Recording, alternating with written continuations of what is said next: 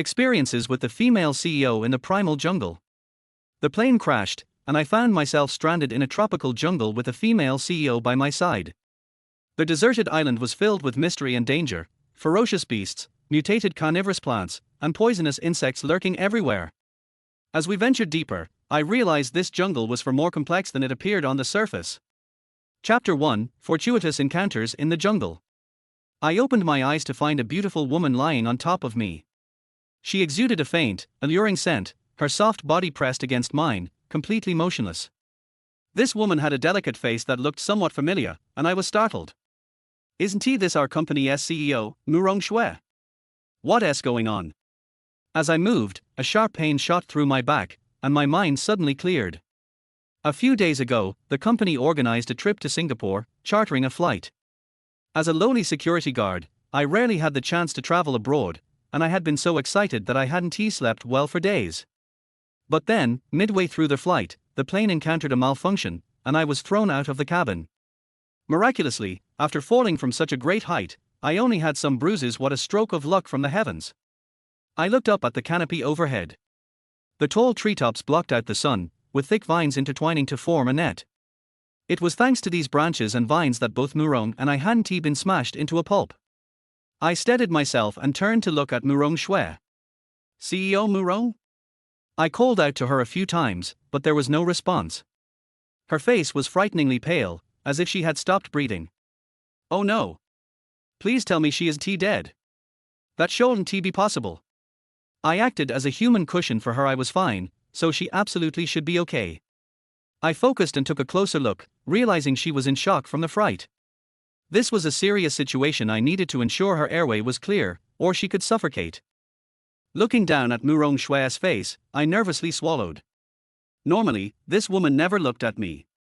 She was the lofty and beautiful CEO, always walking around with her nose in the air. Someone like me, a lowly cog in the machine, didn't warrant even a glance from her. But now, I found myself on top of her. Accidentally glancing at the snowy cleavage in front of me, I quickly shut my eyes.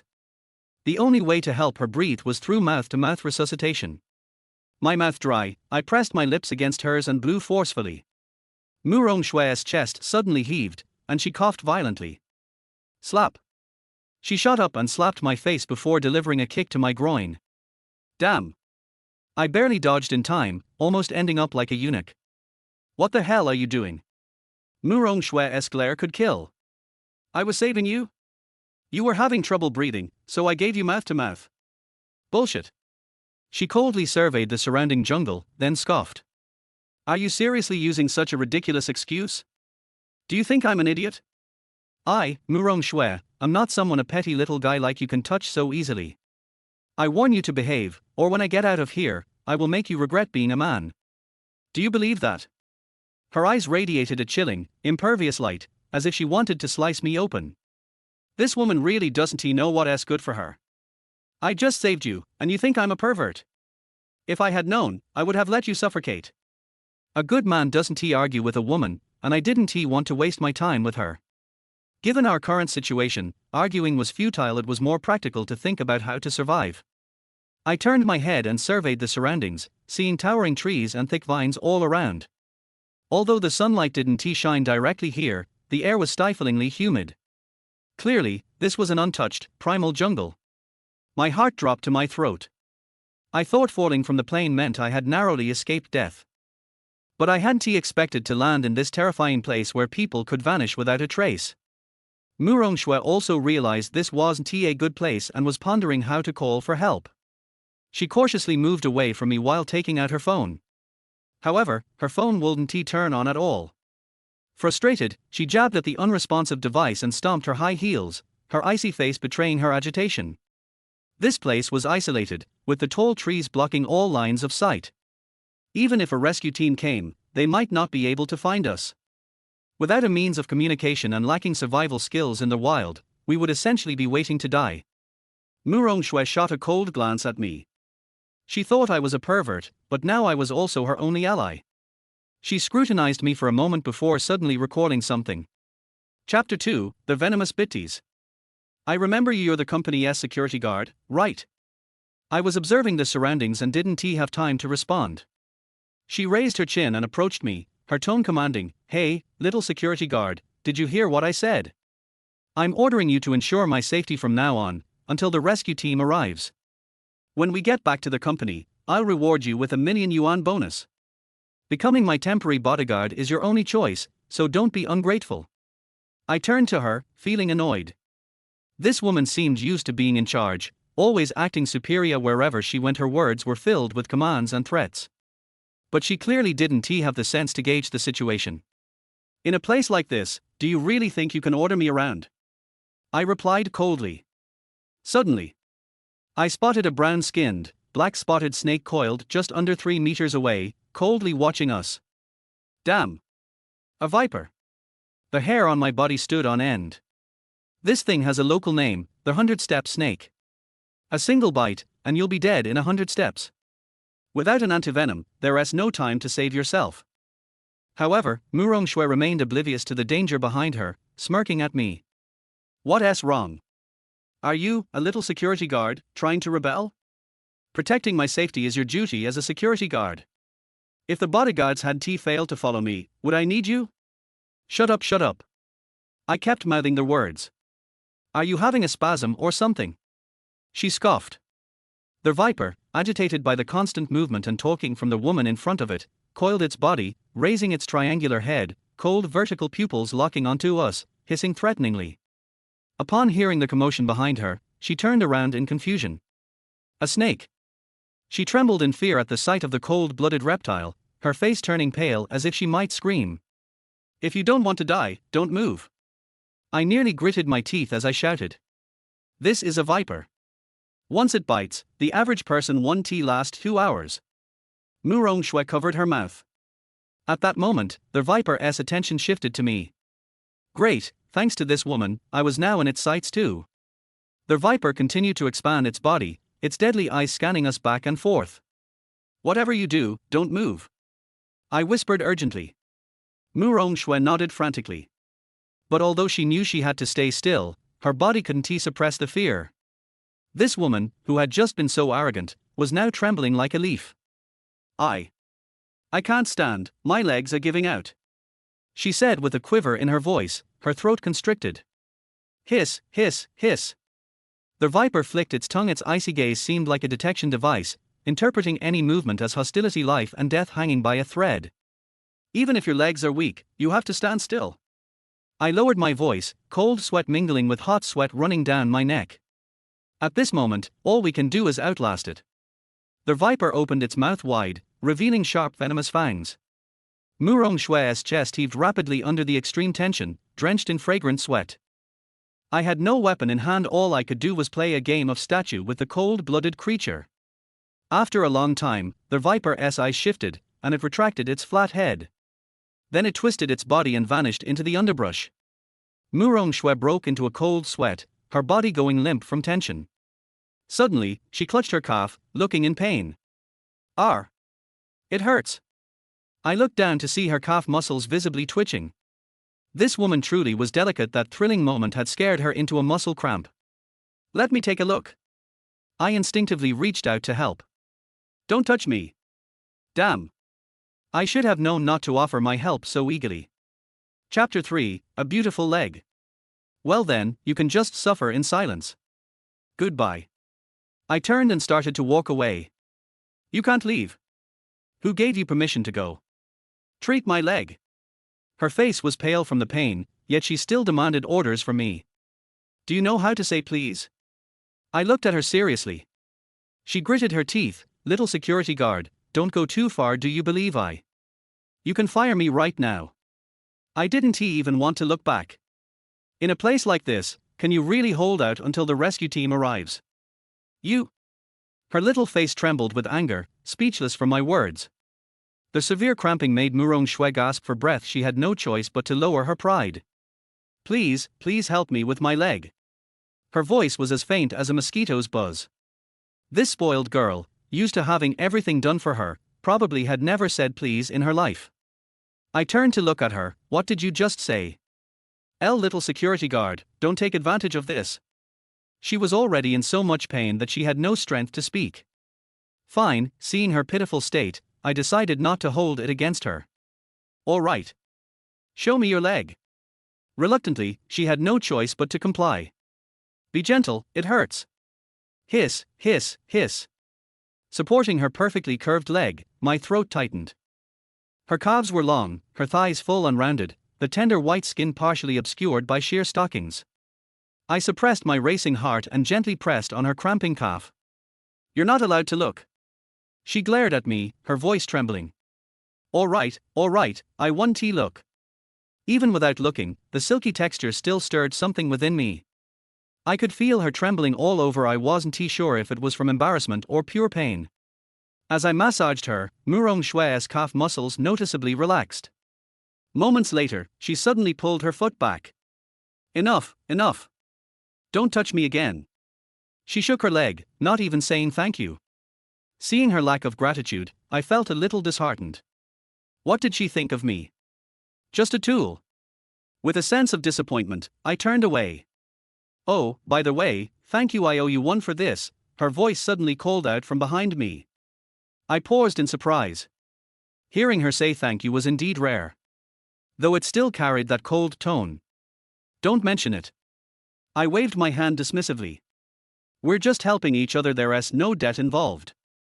I glanced up at the position of the sun. In about an hour, it would be dark. Just stay here and don't move. I'll go find something to start a fire. I took a look at Murong Shue, grabbed a half-broken stick as a makeshift cane, and turned to head deeper into the forest. Hey! She seemed a bit scared and wanted to follow me. Don't leave me behind. Stay put. The ground is full of poisonous insects and snakes. If you follow me, I can't guarantee your safety. What should I do? I'm all alone here, and it's dirty and chaotic. What if another snake comes, or what if there are bugs? You need to help me get rid of them. She looked around and recoiled in disgust. You need to learn to adapt to this place. I couldn't be bothered to argue with her. If bugs come, shake them off.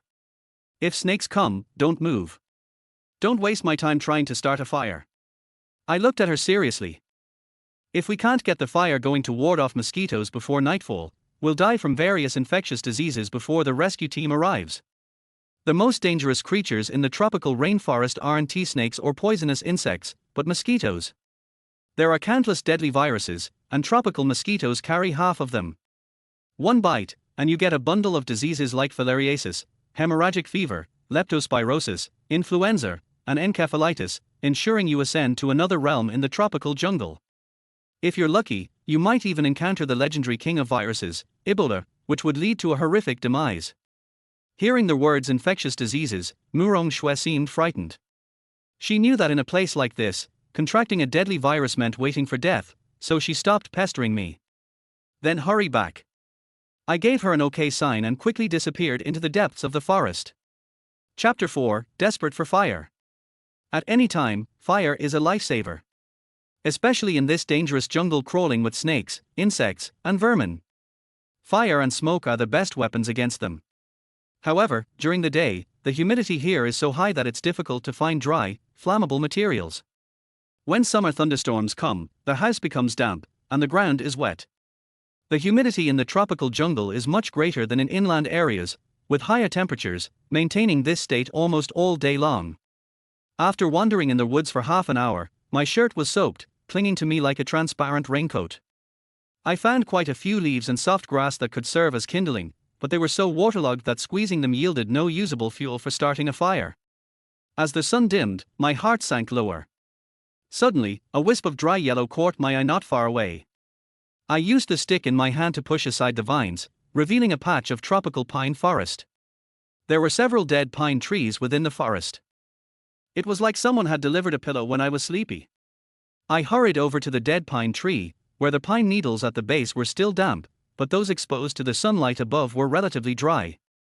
Pine trees are treasures. Especially this kind of hard pine, which has a tough texture and a high resin content. It can be made into tools and serves as excellent fuel that burns slowly. The scraped resin itself can also be used as fuel or glue, and the pine nuts are edible. I broke off a bundle of pine branches, a large pile of dry pine needles, and picked about 10 pine cones, then jogged back. Murong Shue was sweating profusely, her face a bit pale. Little security guard, I'm thirsty, go get me some water, she licked her dry lips and said. Next time you talk to me, remember to say please. I didn't care what her status was, I wouldn't pamper her. You? Murong Shue's face turned white from my response, her rounded chest shaking non-stop. Could you please help me get some water? I'm feeling really bad, she bit her pink lip, unwilling to concede. In this place, this delicate beauty had only me to rely on. I smiled and pulled a few red, fuzzy fruits out of my pocket. What is this? Miss, this is rambutan. Have you ever heard of hairy lychee? These fruits are available in the market. However, it's not surprising that this pampered beauty had never seen them. She was used to eating ready-cut fruit or various exotic fruits. While looking for kindling, I just happened to stumble upon a rambutan tree. Wild rambutans are smaller than cultivated ones, with a lower sugar content, making them perfect for quenching thirst and staving off hunger. If they are too sweet, they can actually lead to thickened body fluids and accelerate dehydration. I didn't give her pine nuts, she couldn't open them or eat them, but rambutans are much easier to handle. She cautiously accepted them, wiping the dirt off her hands before daring to peel the skin. This girl, in a place like this, still had a cleanliness obsession. I shook my head and picked up several pieces of pine wood along with a large pile of pine needles, starting to prepare for the fire. The sky was already darkening. I had originally planned to make a bow drill, but I didn't have time to make string. Nearby, I could vaguely hear the buzzing of mosquitoes. These blood-sucking pests love the scent of sweat, especially that of delicate beauties. This isn't just me saying this. Research has shown that the more attractive a woman is, the more likely she is to be bitten by mosquitoes. So, in front of mosquitoes, I'm like the unappetizing food in a school cafeteria, unpleasant, but unavoidable.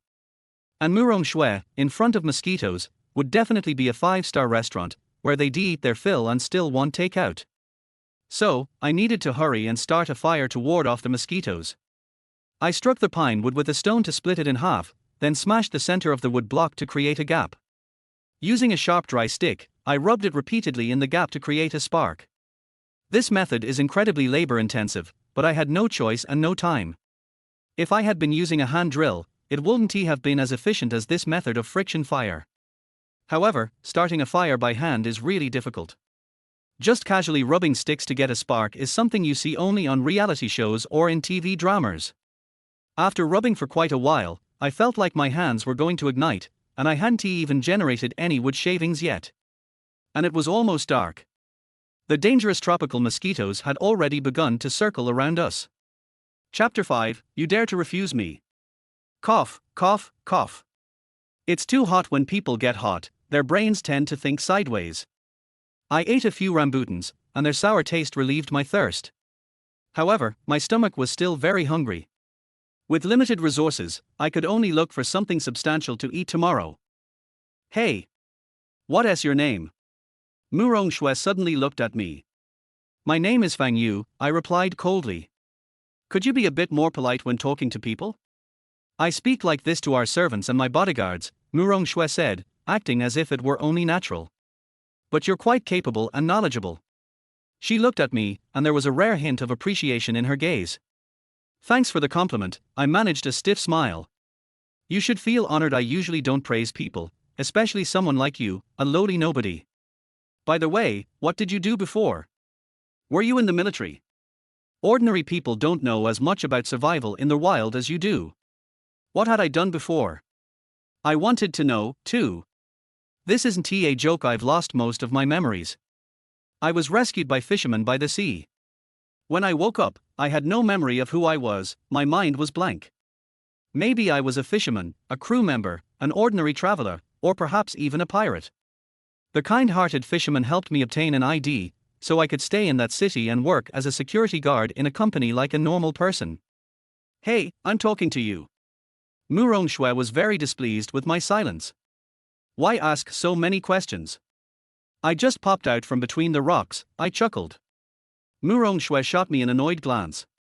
If you didn't speak, I wouldn't even bother to ask.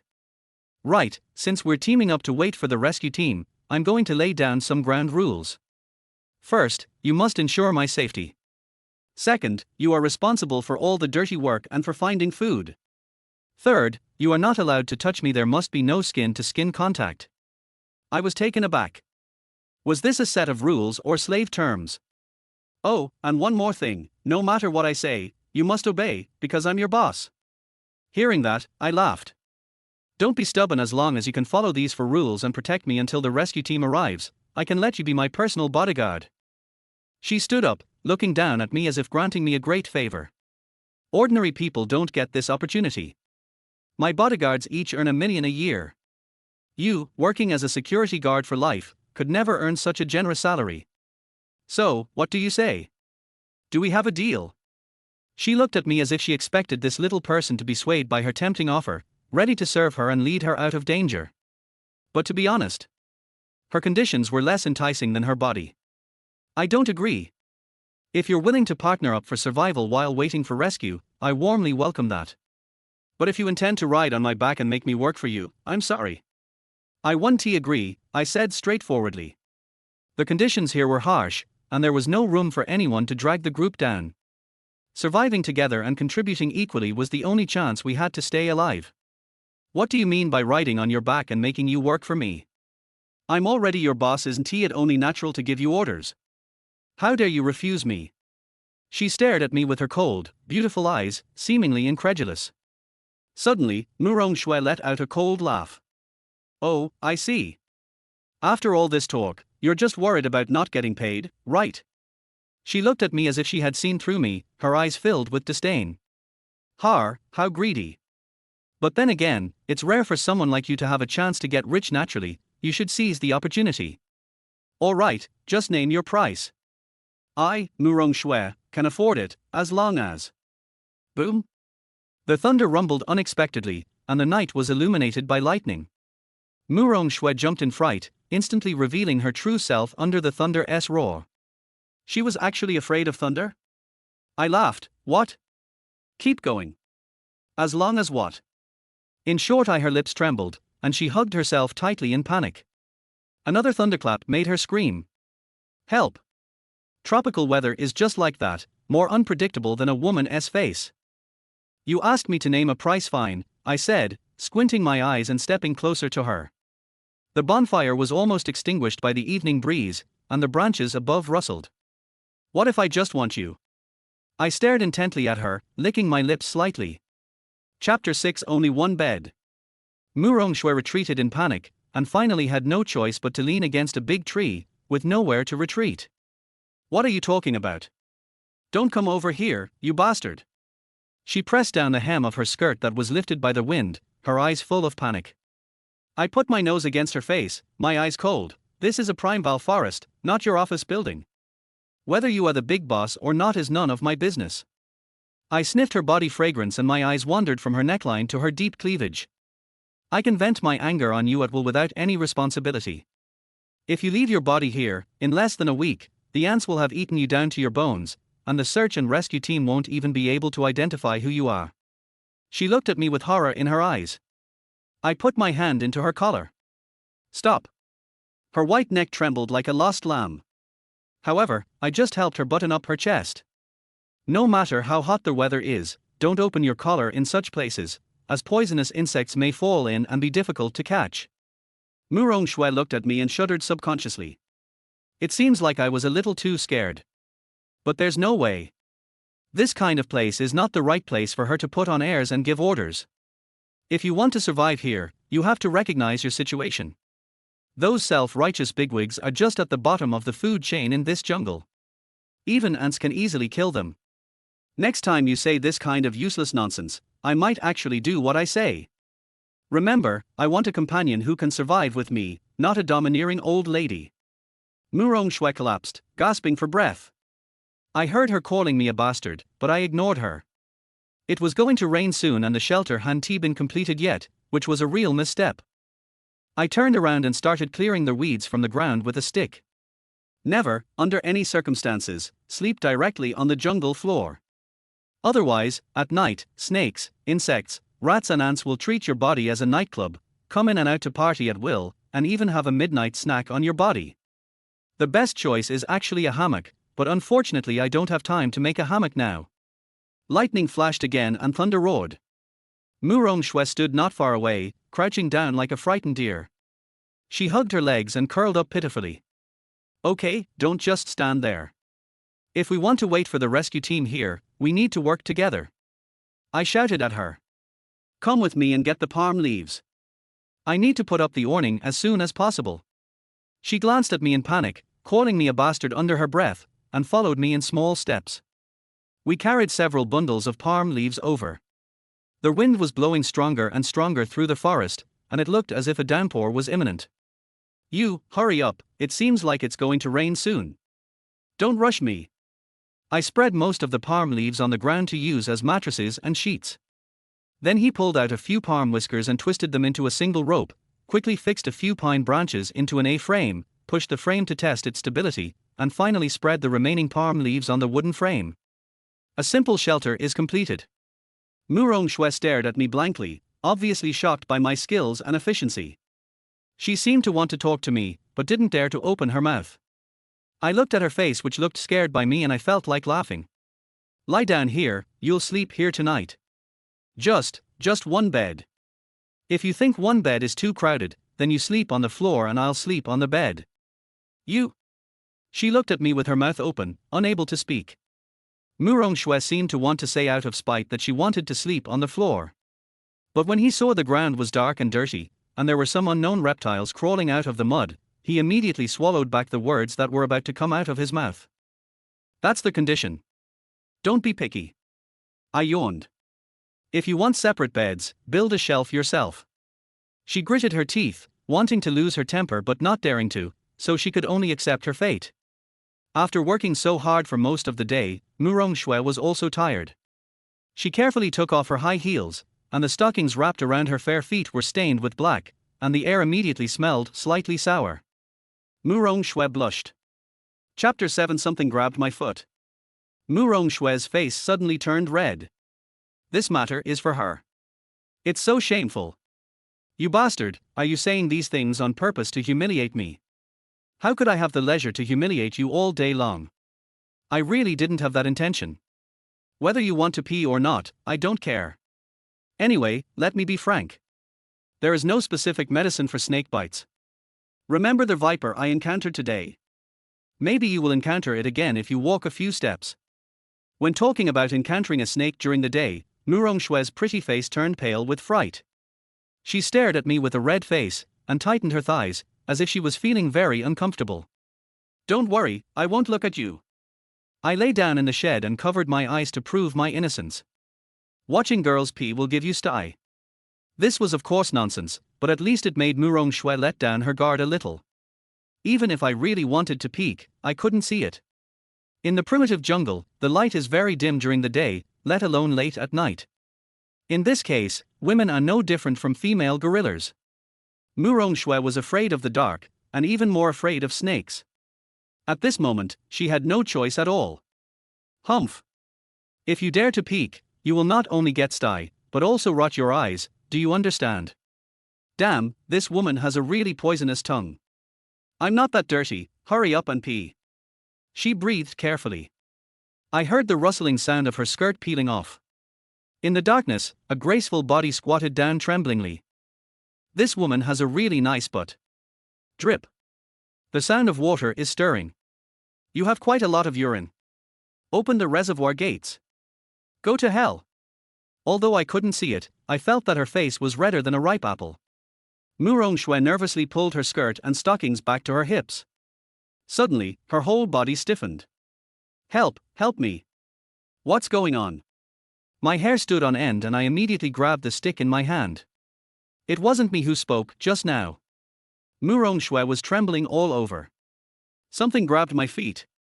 She was so frightened that she was powerless and her voice was filled with tears. Save me, save me. A woman's drawn-out moan was heard from the ground. Creepy. I jumped up, covered Murong Shui's mouth as she was about to scream, and looked at the ground in panic. A sexy woman with curly hair and a deep V-neck miniskirt was lying on the wet ground, holding onto Murong Shui's ankles tightly. It's a person. It's a survivor. In a panic, I grabbed Murong Shui. The other party came to his senses from his fright and slapped my hands desperately. You bastard, where are you putting your hands? Mistake. I let go in embarrassment, and Murong Shui was so angry that she wanted to slap me again. No, no, no. Save people first. Murong Shui glared at me hatefully, and I quickly picked up the woman who was lying on the ground. Her face was pale and she was already in a state of confusion. However, this woman's figure is really. How is she? Murong Shui showed a concerned look. Although this woman is unruly and arrogant, she is kind at heart. I'm breathing fine, but I got caught in the rain and my body temperature is a little low. When surviving in the wild, try not to expose yourself to rain at any time. Heat is the cornerstone of survival, and rain can quickly take away body temperature, even in this tropical jungle. Hypothermia means decreased immunity, although frostbite or hypothermic shock is impossible in the tropical jungle. But in a place like this, catching a fever or a cold may be more deadly than frostbite. I glanced at this sexy woman and she must have been thrown off the plane as well. But she was as lucky as us, and was caught by the dense tree canopy and vine network, with only some minor scratches on her body. An idea suddenly occurred to me and I started to pull up her skirt. You rascal, what are you doing? Murong Shui held my hand tightly. We need to take off her wet clothes, dry her body, and put on dry clothes. It would be dangerous to catch a cold in a place like this. I'm the only one who does it. Don't take advantage of others. Go away. She pushed me away. When this girl does things, she also has a bit of the boldness of a strong woman. While she was undressing the sexy woman, I started taking off my shirt. What are you going to do again, you rascal? Give her the clothes I gave her to wear. Where else can I find dry clothes? Your clothes are so smelly, how dare you let others wear them? Okay, take off yours and change for her. Your clothes smell so good. Murong Shui paused. She looked down at her clothes. There was only a small bra underneath her shirt. Chapter 8 I am a gentleman. Bar. Go to hell. You take it off. She was not convinced, but she didn't dare to take it off. I couldn't help but laugh. This woman is just stubborn. I took off my smelly shirt and threw it over. Murong Shui gently took the skirt off the sexy woman's body, like a beautiful snake shedding its skin. Even though it was too dark to open my eyes, the fullness of the woman's breasts under her neckline was still dazzlingly white. No peeking. I covered my eyes, and only then did Murong Shui dare to continue taking off her clothes. A little bit of it leaked out through the gaps between fingers. TSK TSK. If Murong Shui is a piece of exquisite porcelain, then this sexy woman is a plump and transparent jade artifact. The mini dress slid down from the tight long legs wrapped in black stockings, and I swallowed loudly. What are you doing? Murong Shui suddenly turned around and protected the woman's body. My mouth is dry. After saying that, I swallowed again. Don't let me catch you peeking. I am a gentleman, how could I do such a thing? Bar. Don't insult these for words. I turned my head and looked at the night sky. There were no stars or moon in the dense forest, so it was difficult to judge the time. It's best to boil some hot water and give it to the woman to drink to prevent her from catching a cold. But now I haven't found any water, let alone a fire.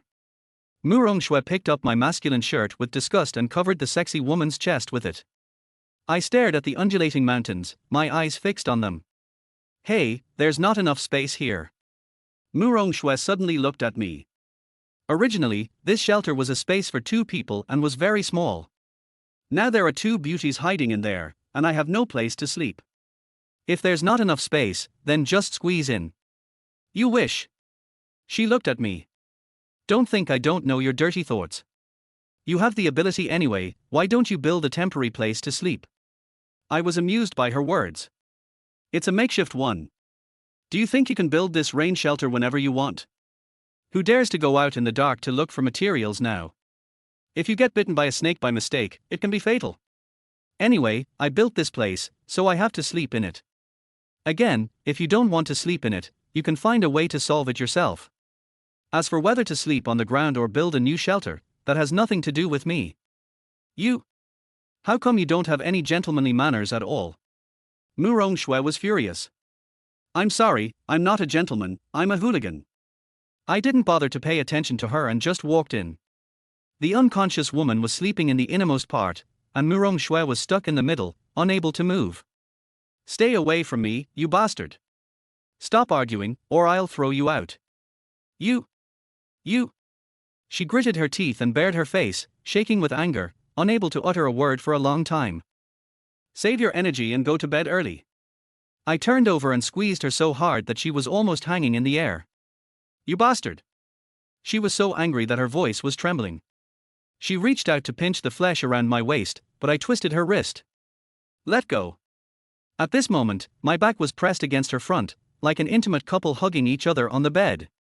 Murong Shui struggled continuously but couldn't break free, feeling both embarrassed and anxious. As long as you don't move, I'll let go. I said with a smile. She gritted her teeth and stopped moving, and I let go of her hand. However, the woman turned around and punched me several times in anger, then turned around and kept a distance from me. It makes it seem like I took advantage of her. I was clearly acting in self-defense, okay? But her fist was not very powerful, it was more like massaging my shoulders. I'm too lazy to argue with her. I don't know if this woman was angry or tired.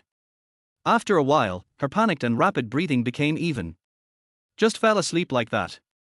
I smiled and looked at the dark night outside. Today is truly an unforgettable day. Not only did he survive the disaster, but he was even able to share the same bed with the big boss. It seems that many people were thrown out of the plane. The sexy woman is the first survivor we encounter. Maybe there will be a second or a third one.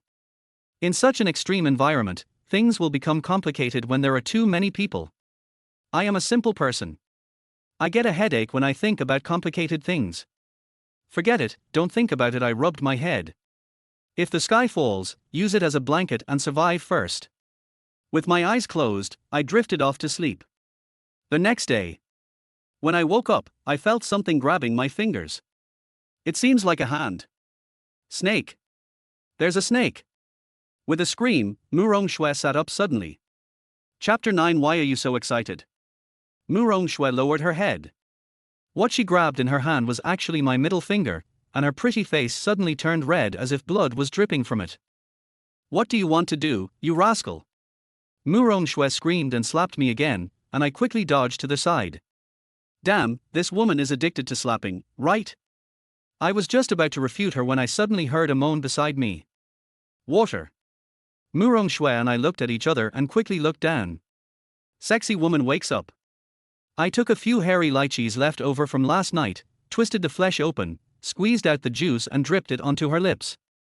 The woman licked her lips, her big eyes slightly opened, with a layer of translucent mist on them, which was particularly alluring. I swallowed subconsciously. Murong Shui looked at the woman and suddenly opened her mouth slightly. Why is it you?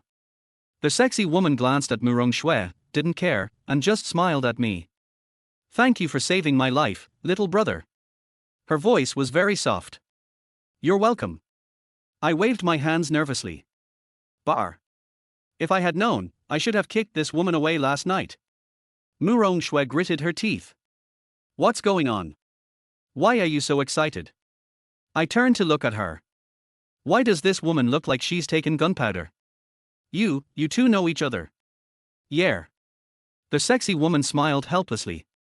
My name is Lin Miaoer, and I'm this girl's aunt. Aunt?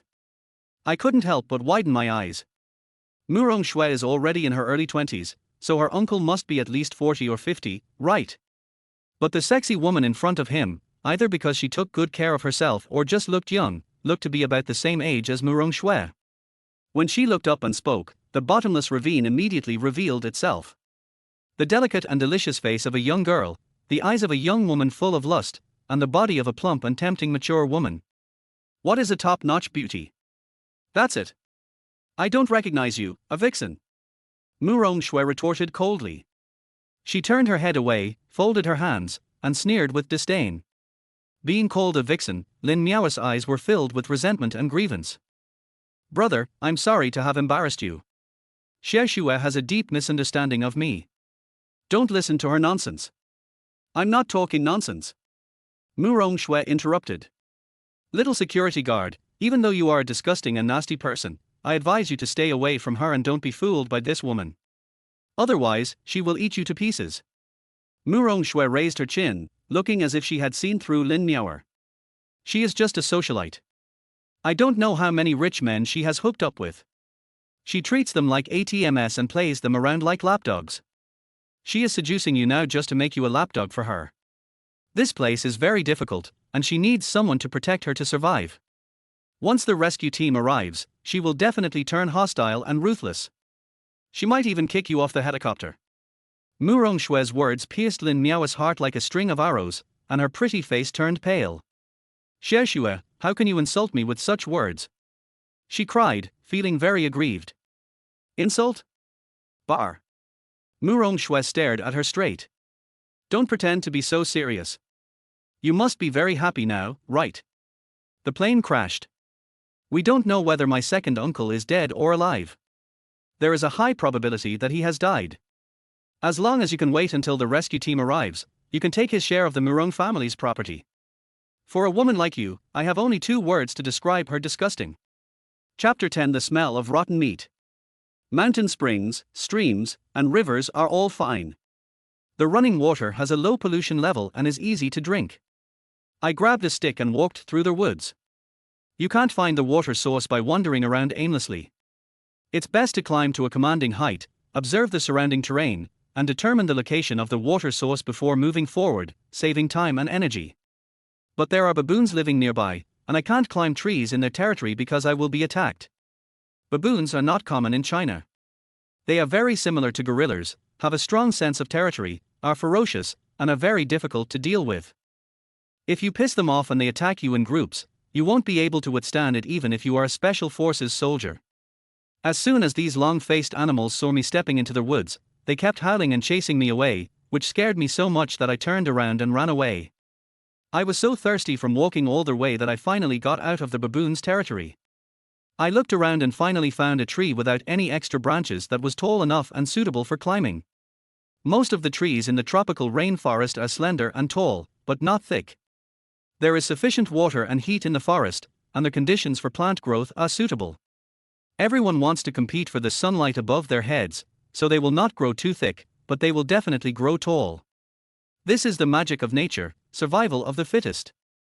The slender tree is easy to climb, but not easy to climb. I untied my shoelaces, then tied them together and hung them on the tree. Hold the tree with your thighs, use your hands and feet to climb up, and use the friction of your shoelaces to make climbing a little easier. Don't underestimate this little bit of energy. In the jungle where the food source is unstable, saving a little energy means living a few more hours. I am quite good at climbing trees. I can climb up a tree that is more than 10 meters high in just 2 climbs. The sunlight above my head hurt my eyes and it took me a while to get used to it. He raised his hand to block the sunlight and looked around carefully. Unfortunately, there are no obvious signs of running water. If there was running water flowing through the forest, there would be obvious breaks in the treetops, but the surrounding area was lush and continuous with no similar signs. No water. That's life-threatening.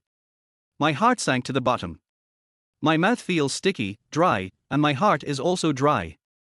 In a trance, I saw a patch of light green about 300 meters to the southeast. Banana? This immediately perked me up. With the banana tree, there is a source of water. The sap of the banana tree is very hydrating and very thirst-quenching. I roughly estimated the distance. The banana grove and our camp are about 1 kilometer apart, which is a bit far. But the area of this forest is as large as 2 football fields, it is very vast. These bananas and rainwater can basically solve the drinking water problem for the 3 of us. Water problem, solved. I happily climbed down from the tree, planning to explore the way first. The road was not easy to walk on, as vines and bushes blocked the way, and there were a lot of bugs, all crawling on the feet and body. The shirt was given to Lin Miaoer, and I could only cover myself with a few palm leaves. I was bitten by unknown flying insects several times, and blisters appeared on my hands and back. The small flying insects are not very poisonous and their bite will not kill you, but it will cause itching. But no matter how itchy it is, I dare not scratch it because it may get infected if scratched, which could be fatal. We walked along the way, enduring the itching and pain, and finally arrived at the banana grove. I suddenly smelled a rotten smell. The smell in the rainforest is already unpleasant. Walking in it is like walking next to a rotten ditch, with a foul odor. But the smell in the banana grove was even more disgusting. It was the stench of rotting meat. The unusual stench immediately alerted me. The presence of carrion means there is prey here that I can catch. It would be great if we could solve the food problem here as well. But, this is a wilderness jungle, not a zoo. The ecosystem has a complete food chain. Where there are small prey, there are big hunters. I glanced around vigilantly until there was no movement nearby, then I followed the smell of rotting meat. The carcass of a sheep appeared before my eyes. Flies buzzed around the skeleton and fur. The meat had been eaten away, and the stench came from the rotting internal organs. Judging from its horns, it should be a goat. Logically speaking, it is impossible for goats to appear in the rainforest. Mountains and grasslands are where they live. Or, is this goat a livestock raised by humans? I was suddenly startled. There is a high probability that there are human settlements near this rainforest.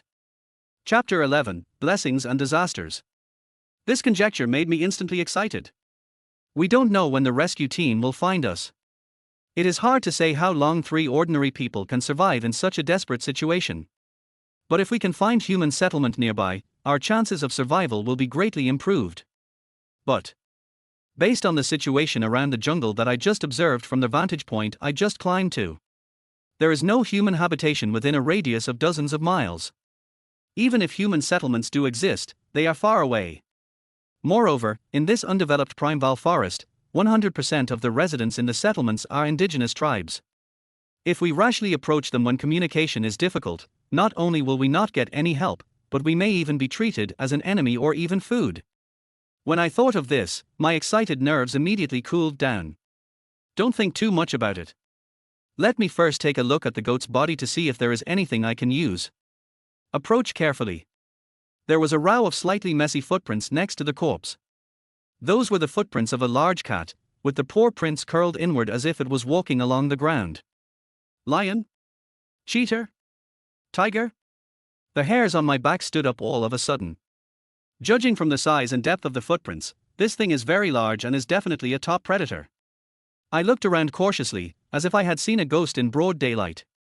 The banana grove was so quiet that there was not even any wind. But it is this kind of silence that makes people feel a little numb. The scorching air seemed to have cooled down a lot in this terrifying moment. I was planning to move the camp here. Now that I think about it, it's just like an old man eating arsenic. He is too old to live. Big cats are at the top of the food chain, hunting everything. The entire forest is their hunting ground. As long as you are within his hunting range, he may eat you as an appetizer. What's worse is that they walked almost silently. Maybe someone will die while sleeping here at night. I didn't dare to think about it anymore, and my forehead was covered in cold sweat. This is fucking fatal. There is no stable water source nearby. Apart from coming here to get banana tree sap or picking banana hearts, it is difficult to get drinkable water from anywhere else. Now, even drinking water would risk your life. Perhaps the giant bug that gutted the goat was not far away, staring at me. But I really don't want to turn around and leave now. So fucking thirsty. Without water, we won't even make it to sunset today. The desire to survive overcame the fear, and I suddenly felt like giving it a go. Damn it, come on. If you dare to bite me, I will fucking bite you too. He glanced around angrily to give himself courage. Taking a deep breath, I began to pack up the survival supplies I could take back. He reached out and pulled out a few hard bones from the dead sheep, then, suppressing his nausea, he took out the sheep's bladder. Fortunately, although my bladder was dry and stuffy, it did not rupture. You can take this thing and the bones away, they will be useful later.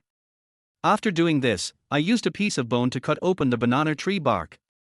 Crystal clear juice flowed out of the crack, and I quickly put my hand on it and sucked hard. The sap of the banana tree is astringent. But at this moment, I just feel that the water in my mouth is as sweet as milk. Even though he drank to his heart's content, he couldn't ignore the 2 girls in the camp. I peeled off the banana tree bark and broke off several pieces of the banana tree core. The tree core also contains a lot of water, and chewing it can quench your thirst. Finally, I picked a few unripe bananas. This stuff is bitter and astringent, but now is not the time to think about the taste, just being able to eat it is fine. He tied the supplies into a ball with palm fibers and carefully looked around. I dared to leave only when I found no unusual movement. On the way, I chewed the heart of the banana tree, spit the juice onto my hands, and kept washing them. I just touched an animal carcass, so it's best to wash it clean, otherwise the bacteria and toxins will be enough to make me drunk. Return to the camp with a full load. Suddenly I heard a call. Help! Come and help! Fang Yu! Murong Shui waved at me with a pale face. What's going on? Lin Miaoer, she was bitten by a scorpion. What? My heart skipped a beat and I quickly threw away what I was holding and rushed over. Lin Miaoer was lying on the palm leaves, her face pale. Where did you bite? When Murong Shui heard my question, she blushed and said nothing. Human lives are at stake. You, please say something. I looked all over Lin Miaoer's body but couldn't find any wounds. Lin Miaoer trembled and poked her plump buttocks. But. Chapter 12, So Numb. I looked carefully and found a small hole there. You, take off your socks, let me take a look at the wound. Murong Shui was stunned for a moment and didn't say anything. I guess she subconsciously wanted to call me a hooligan. Lin Miaoer nodded shyly. Gently take off the thin black silk stockings, revealing the small and delicate soles of the feet. I watched intently. The area bitten by the scorpion has begun to swell and blister. I don't know what kind of scorpion bit her, and the wound must be treated immediately. How do you feel now? It's so numb. The wound had started to go numb, which was not a good sign. When treating a venomous insect bite, it is necessary to clean the wound and squeeze out the venom. But I haven't had time to polish the bone fragments in my hand. How can I clean the wound without a knife? I can only. I took a deep breath and put my mouth towards the wound on Lin Miaoer's foot. Thank you for your hard work, Brother Fang Yu. I will definitely repay you for saving my life. Lin Miaoer's shy voice came. Being taken advantage of didn't seem to be a big deal to her. I sucked hard, and the bitter blood flowed into my mouth. I immediately spat out the poisonous blood. It is generally not recommended to suck drug blood with your mouth, it is very dangerous. Many toxins can enter the human body directly through the oral mucosa. But there is nothing we can do now. After sucking in a mouthful of poisonous blood, I immediately spat it out. I repeated this several times until the peculiar smell and the blood disappeared, then I quickly got up and chewed a few bites of banana heart to rinse my mouth. You, how are you now? Murong Shui looked at Lin Miaoer nervously. Before, she even wished that Lin Miaoer would get out of here. But when it came to life and death, she was afraid that Lin Miaoer was really dead. It's okay, but my feet are still a little numb and a little painful. Lin Miaoer carefully pulled up her pantyhose, then looked at me for help. I think it should be all right, right? I spit out a mouthful of banana water and smiled. It's not a big problem. There's a little bit of toxin left. It will be gone after a while. Scorpions in the rainforest are not that poisonous. Hearing that the scorpion was willing to sacrifice its life, the two of them breathed a sigh of relief. The crisis was resolved and Murong Shui seemed to realize something. She quickly turned her head and glared at Lin Miaoer. You, don't get me wrong, I'm not concerned about you, I'm just afraid that you'll die, and then it will be difficult to explain to my bastard uncle. Murong Shui's arrogant look made me want to laugh. You are obviously concerned about other people's lives and safety, so why not just say it directly? Lin Miaoer also smiled. Thank you, Xie Xue. She turned her head and looked at me again, with peach blossoms in her eyes. Brother Fang Yu, don't worry, I will definitely repay you for saving my life when the time comes. When she said, repay, she emphasized these two words deliberately. She even glanced at me vaguely, with a very seductive look. No, it's okay. We are all companions, and we should help each other. I waved my hands nervously, but I couldn't help but feel excited. How will she repay me? At this time, Lin Miaoer was still wearing my shirt, but underneath she was wearing black stockings and high heels with her miniskirt. This outfit showed off her perfect figure to the fullest. I really envy Murong Shui's second uncle's good fortune. She said she wanted to repay me, did she wait until the evening? I couldn't help swallowing. Chapter 13, Bone Knife Unsheathed. I suddenly noticed that Murong Shui next to me was staring at me with murderous eyes. Fang Yu, don't have any bad ideas. What kind of crooked ideas can I have? Hee. Well, I found a good place. From now on, we will have a source of water. Feeling guilty, I quickly changed the subject. Then I brought over the banana tree hearts I had found earlier, a whole bundle. What is this? Sugarcane. Murong Shui looked at it seriously. The heart of the banana tree is full of juice, and chewing it can quench your thirst. I handed one to her, and Murong Shui frowned and rubbed it repeatedly. Don't wipe it anymore. It will be wiped off if you wipe it again. Don't worry, it's non-toxic. I couldn't help but say. She frowned and took a bite. So bitter. Murong Shui tried not to spit it out, her pretty face wrinkled. Just make do with it. I looked at her. Apart from this patch of banana trees, there is no clean water source nearby. She rolled her eyes at me, but actually listened to what I said. She swallowed the juice from the heart of the banana tree and then spit out the residue from her mouth. It would be great if we could find a river or stream. Murong Shui licked her lips. I wanted to. I said as I handed a tree core to Lin Miaoer. But unfortunately, the heart of the banana tree is the best water source I can find. I think it's delicious, with a sweet taste. Lin Miaoer took a bite and said with a smile. If it tastes good, eat more. Murong Shui rolled her eyes at her, disdainful of her flattering attitude. I carried the tree core to my makeshift shelter and wrapped it in palm leaves to protect it from insects. In tropical high-temperature areas, things cannot be stored for a long time and must be eaten the same day they are picked. This bundle is only enough for today, so I have to make another trip tomorrow. However, when I thought about the possibility of large predators lurking in the banana grove and that I would be risking my life every time I went there, my heart immediately became heavy. Murong Shui endured the bitterness and gnawed on the heart of the banana tree with a grimace, wanting to vomit but unable to. Lin Miaoer didn't want me to see her disgusted expression, but she chewed the food more difficultly than Murong Shui. Although this thing doesn't taste good, don't waste it. I didn't tell them about the dangers of the banana grove, I just advised them to eat more. Then I took out the bones and bladder that I had previously pulled out of the goat carcass. I chewed a few bites of the banana heart and started cleaning the bones and bladder bag. Wow, what is this? It stinks. Murong Shui almost vomited after smelling it. Lin Miaoer next to her also covered her nose and turned her head away. The first step for mankind into civilization, tools. I shook the bone fragment in my hand. There were a few flies hovering above, following the stench. Murong Shui didn't dare to look. Are you planning to grind it into a bone blade? Lin Miaoer asked softly. Yes, with a knife, survival will be much easier. I kept polishing as I spoke. Cutting, exploring, self-defense, hunting, a bone knife can provide great convenience. So, you'll use this thing to cut meat in the future, right? Certainly. I don't want to eat the meat cut from this thing. It's so disgusting. That's what you said. I smiled.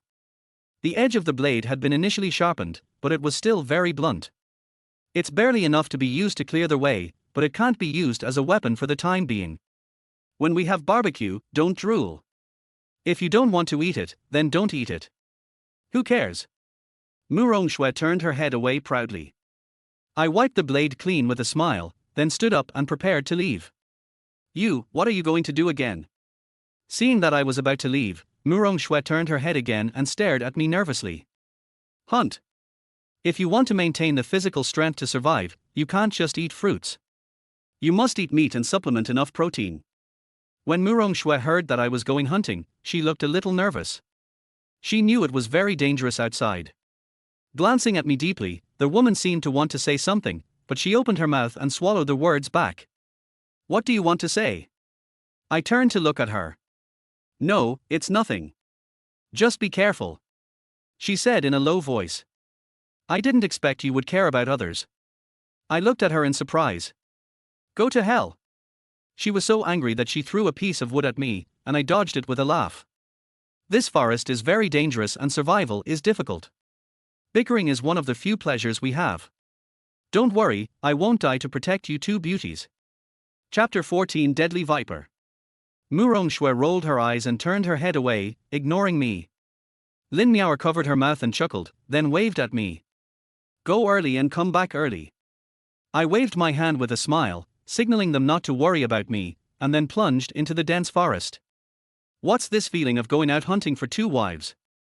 Well, this is purely my dick fantasy. These two women are beyond my reach. Once the rescue team arrives, everything will return to reality. Murong Shui continued to be her boss and eldest daughter. Lin Miaoer must still be the young lady of the Murong family. And of course, I am still that loser security guard. It's just a wonderful fate that temporarily binds us together. The sun is getting hotter. Although there is no painful direct sunlight through the bushes, the humid and hot feeling like a steamer can drive people crazy. I felt happy when I heard the cicadas chirping. Cicadas are edible. In the rainforest, the most abundant meat protein is insects. This is also why I dare to go out hunting with a small knife. The best way to catch cicadas is to prepare a long wooden pole, then fix a ball of glue on the pole, and finally use the ball of glue to catch the cicadas, and you can catch them accurately every time. But unfortunately, I don't have any glue balls, so I have to use other methods. He found a long wooden stick as thick as a finger, sharpened the head of the stick with a bone knife, and made a thin wooden spear. Because it is used to pierce cicadas on trees, the wooden spear must not be too thick, but it must be long enough. I held the wooden spear and slowly approached the direction where the cicadas were chirping. A fat golden cicada was lying on a tree, sucking sweet sap while shaking its thin wings. It hasn't realized yet that danger is approaching. Whoosh! The tip of the wooden spear pierced the cicada's head sharply. I didn't expect that my accuracy was quite good.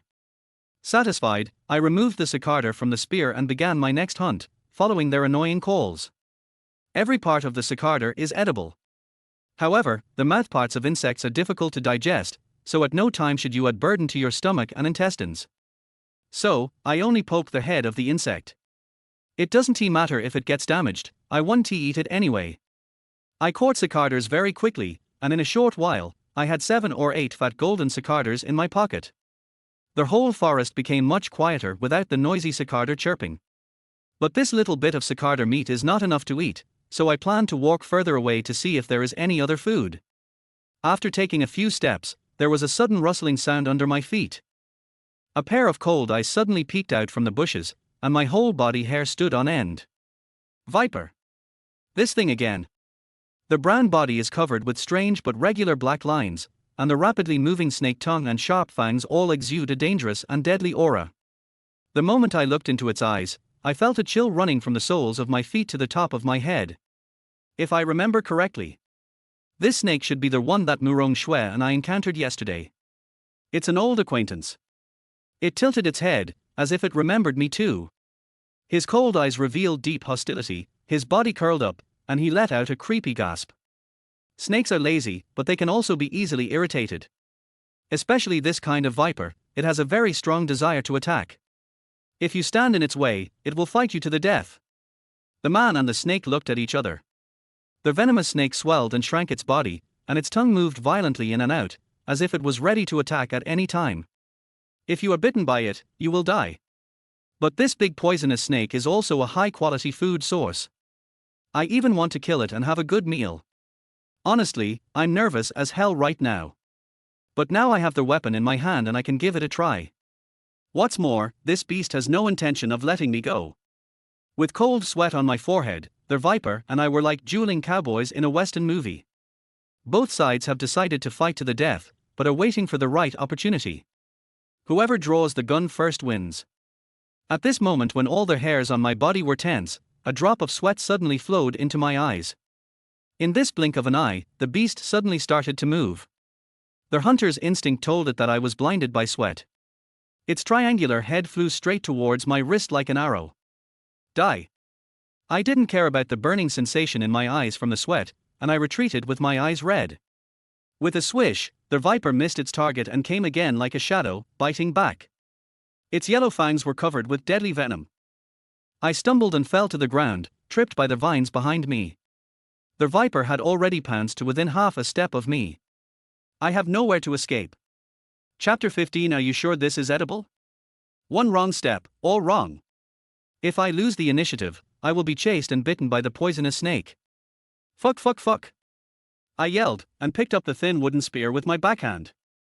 The snake's mouth missed my shoulder by half an inch and bit directly into the shaft of the thin wooden spear. If it were half an inch, I would have seen the king of hell. My head was buzzing, and I swung my hand, directly throwing out the wooden spear that was bitten by the poisonous snake, and smashed it against the tree trunk next to me with all my might. Before the venomous snake could react, its head hit the bark with a bang, and it suddenly relaxed and became limp. It was hit and slammed. Good opportunity. I crawled over in a panic and quickly grabbed the poisonous snake's tail. He grabbed the big black spotted viper and smashed it against the tree nearby. There were a few muffled thuds, and I didn't dare let go until I felt the flexibly twisting snake in my hand completely soften. A huge poisonous snake, about 1.34 meters long, lay in the pile of fallen leaves like mud. My face was pale, and my head was half covered with sweat from spontaneous sweat and half with hot sweat from exhaustion. This battle between man and snake is so thrilling. The venomous snakes that can roam freely in this tropical wilderness are all extremely powerful creatures. Just look at the moment when it saw my eyes full of sweat and suddenly attacked me. Most snakes are not so smart. The poisonous snake lay on the ground with its mouth full of blood. It was twitching and staring at me. It's not dead yet, it's just that its brain was smashed. But even though it was dizzy, the hostility in its eyes had never diminished. However, no matter how brutal and vicious this beast is, he has to be my dinner tonight. I grinned at the thought. Normally, I am just a useless and loser security guard. But now that I am in this wild jungle, I can try my best to defeat such a vicious and ferocious snake. I immediately felt a sense of pride and accomplishment in my heart. But I didn't show off too much, because I still had to deal with the snake as soon as possible. He took out a bone knife and stabbed it towards the vital point. Brush. The knife was too blunt and couldn't even cut the snake's skin. The next second, the twitching and limp poisonous snake suddenly jumped up, turned its head, and bit ferociously. Oh my god! It turns out he was pretending to be dead. Waiting for the final blow. Almost subconsciously, I grabbed its frantic head. This bastard is so strong, I almost couldn't catch him. I pressed it to the ground, and it kept twisting its body, trying to break free from my hands. Looking at its constantly opening and closing mouth and its fangs secreting venom, my scalp tingled. But the instinct of survival overcomes all fear. I roared and poked its head with a blunt knife. Bang! The blunt knife that couldn't even cut through a snake's skin actually pierced its head, and blood gushed out. The venomous snake twitched a few times, its dark green eyes seemed to reveal unwillingness, but in the end, its pupils could only dilate, and it was deader than dead. I quickly shook off the snake blood on my hands and wiped them dry. If the venom gland is punctured, the poisonous blood will be fatal. He stepped on the snake's body and pulled out the blunt knife fiercely. Oh my god, how did I stab that knife just now? Normally I don't have so much strength. Could it be that at this critical moment, my little universe exploded? Okay, stop showing off and deal with it as soon as possible after it dies. Chopping off the snake's head is a basic operation. Because even if the snake is dead, its head can still bite people if it has not yet completely entered the state of rigor mortis. This is the same as the fact that a killed fish may move after being put into the pot. And it's not enough to just cut off their head, it's better to bury it to prevent it from being stepped on. After cutting off the snake's head and draining its blood, I went straight home. This snake was enough for the three of us to eat for a day. On the way, I used a knife to scrape off a few white and tender worms from the tree. They looked a bit like weevil larvae, but I was not quite sure. Whatever it is, just eat it. Even if it is a poisonous insect, you can still eat it if you remove its venom glands and cook it. Murong Shui and Lin Miaoer were both excited to see me come back. It is really unpleasant to eat rambutan, pine cones, and the extremely astringent wild bananas. When they arrive at a place like this, even the monks want to eat meat. However, when they looked at their prey, I took out with anticipation, they almost vomited. A bloody big poisonous snake with its head cut off. Fat and cute worms. There is also a giant cicada that has no head and a belly that is shining with golden oil. Are you sure this is edible? Murong Shui's expression was extremely rich. Just looking at the headless poisonous snake, she wished she could stay 5 meters away from me. I've avenged you. This guy is the viper that scared you so much that your legs cramped yesterday. I deliberately waved the snake in front of her, which scared her so much that she screamed. Fang you bastard! Lin Miaoer looked at these things placed on the banana leaves from afar, and her face turned a little pale. This is good stuff, high in protein, pure natural and pollution-free. I raised an eyebrow at them. Chapter 16 Country Stuff. This is a good thing, you should keep it for yourself. Murong Shui curled her lips. That's fine, but don't fight with me for food later. Even if I starve to death, I would rather not eat this stuff. There are snakes and insects, each one is more disgusting than the other. Murong Shui bared her teeth in disgust. I smiled and shook my head, and started to prepare a fire. In this kind of environment and weather, it is best to cook freshly slaughtered food immediately, otherwise it will easily go bad. It is still early before the sun sets, so I have plenty of time. I start pulling out the palm leaf tendrils and twisting them into a single rope. On the way back, I also broke a few thin straight wooden poles with good toughness. This thing is a good material for making bows and arrows. But what I want to make now is not a bow for hunting, but a bow for drilling wood to make fire. I bent the pole, cut a hole in it with a blunt knife, and tied the single strand rope to it. A simple drilled wood bow is ready. I stretched the bowstring and felt it, and it was strong enough. Murong Shui looked at me eagerly, somewhat curious. Then, I used a bone knife to poke a hole in a piece of dry pine board, and chiseled a crack in the middle of the board along the hole. The purpose of the gap is ventilation. Without air circulation, you can't create a fire even if you drill through the wood. The drill bow and wooden board were ready, and I wiped the sweat from my forehead. It's so troublesome to make a fire. Murong Shui couldn't help but sigh. With the wood drilling tool, it will be much easier to make a fire today than yesterday. I smiled and took a small wooden stick as a fire drill, and then tied it to the bowstring. In 5 minutes, I can drill out the fire. Just because of this. Murong Shui glanced at him with disdain. A young lady like her who lived in a greenhouse had never seen such a magic tool. Isn't this enough? The fire drill needs a drill cap to cover the drill wood. Lin Miaoer was watching this scene from afar and suddenly spoke. I was a little surprised that this sexy woman even knew about drilling hats. Everything is ready. I grinned and fetched a small wooden board. Use a knife to make a shallow hole in the wooden board, then cover the top of the fire drill and nest it in. The function of the drill cap is mainly to fix the position of the drill stick to prevent it from shifting. A drill stick, drill bow, drill cap, drill board, and flammable fire starter make up a complete set of fire-making tools. I didn't expect you to know so much about these old-fashioned country stuff. Murong Shui turned her head and glanced at Lin Miaoer. Lin Miaoer just responded with a polite smile and said nothing. This woman is really sharp-tongued. I shook my head and gently pulled the drill bow. The fire drill rotates rapidly, rubbing against the wooden board at high speed, making a squeaking sound. Murong Shui squinted her eyes and looked at me, as if she wanted to laugh at me. However, in less than 3 minutes, a wisp of white smoke rose from the wooden hole. After a while, black burning cinders came out, and I quickly pressed down the pine needles on the board and kept blowing on them. The sparks flickered little by little and finally turned into flames. This time, making a fire was much easier than last night. Of course, it is also because the humidity today is not particularly heavy. I wiped the sweat from my forehead and raised my eyebrows at Murong Shui. Humph! Are you so proud of making a fire? She looked down on me and the drilled wooden bow in my hand. But the slap in the face came so quickly. Murong Shui frowned, looking like she couldn't stand losing, while Lin Miaoer next to her covered her mouth, trying not to laugh. This made her even angrier. What are you laughing at? Even if you can make a fire, it's just an old-fashioned thing. Murong Shui refused to admit her failure and kicked the leaves under her feet in anger. I don't have time to deal with her little temper. I made a fire under the scorching sun and added heat to the food. I just wanted to cook the food quickly. He dug a hole in the ground, simply dug out the snake's internal organs, then wrapped them in banana leaves and buried them in the soil. Finally, he started to build a fire on top with stones. This viper is very plump. If you roast it directly, you won't be able to control the heat well, and it will be a waste if it is burnt. So I buried it in the soil and slowly cooked it over the fire. Snakes are really delicious.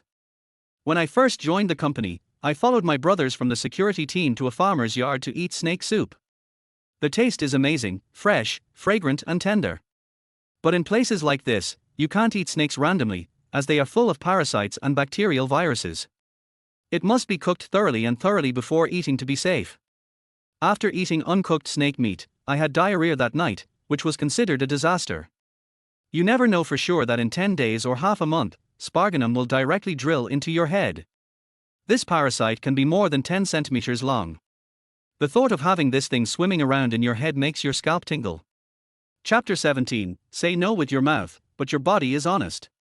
I said the wrong thing, I'm sorry, Xiaoxue. I'm so useless, I couldn't help you. Lin Miaoer lowered her head and apologized softly. Mu Rongshui wanted to scold, but looking at Lin Miao's weak and self-blaming look, she just snorted coldly in the end. Just pretend to be pitiful. I looked at Mu Rongshui speechlessly. Okay, Miss Murong, don't be so unreasonable. After all, he was bitten by a scorpion and couldn't work. You did a lot of work today and you are now the backbone of our team. I gave her a thumbs up. I give you a thumbs up with both hands and feet. Go away. Mu Rongshui gave me a cold look.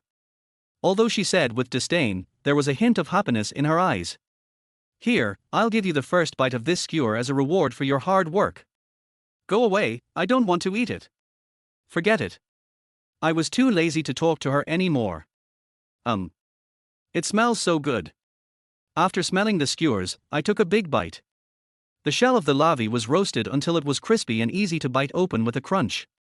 The pulp inside has also solidified, and the taste is a bit like shrimp meat mixed with egg liquid, with no peculiar smell, only a burnt aroma. Crispy on the outside and tender on the inside. With a sweet aftertaste. This is delicious. I pointed at the grilled larvae skewers and then broke one for Lin Miao. Mu Rongshui couldn't help but look over curiously. Lin Miao took a small bite very ladylike. Her watery peach blossom eyes showed surprise. Mu Rongshui frowned slightly and looked over with confusion. Is it really that delicious? I have a big appetite and one skewer is not enough for me, so I quickly broke off another skewer of roasted cicarders. The taste of the cicarder is slightly worse than that of the larvae, but the shell is crispier, and the firm meat is chewy, and the more you chew it, the more fragrant it becomes. Really, the more I eat, the more I want a beer, it smells so good. In a short while, Lin Miao and I finished 3 or 4 skewers. Don't eat it all. Here, leave some for me. Mu Rongshui came forward with a red face. I got slapped in the face again. I said before that I would rather die than eat it because it was so disgusting. But now. No, this thing is dirty and unhygienic. You are a delicate lady, what if you get sick from eating it? I couldn't help but tease. HMPH, do you think I want to eat? I'm just hungry and have no choice. She rolled her eyes at me proudly, then took a cautious bite. Her beautiful eyes lit up. Is it delicious? I asked with a wicked smile. HMPH, it tastes terrible.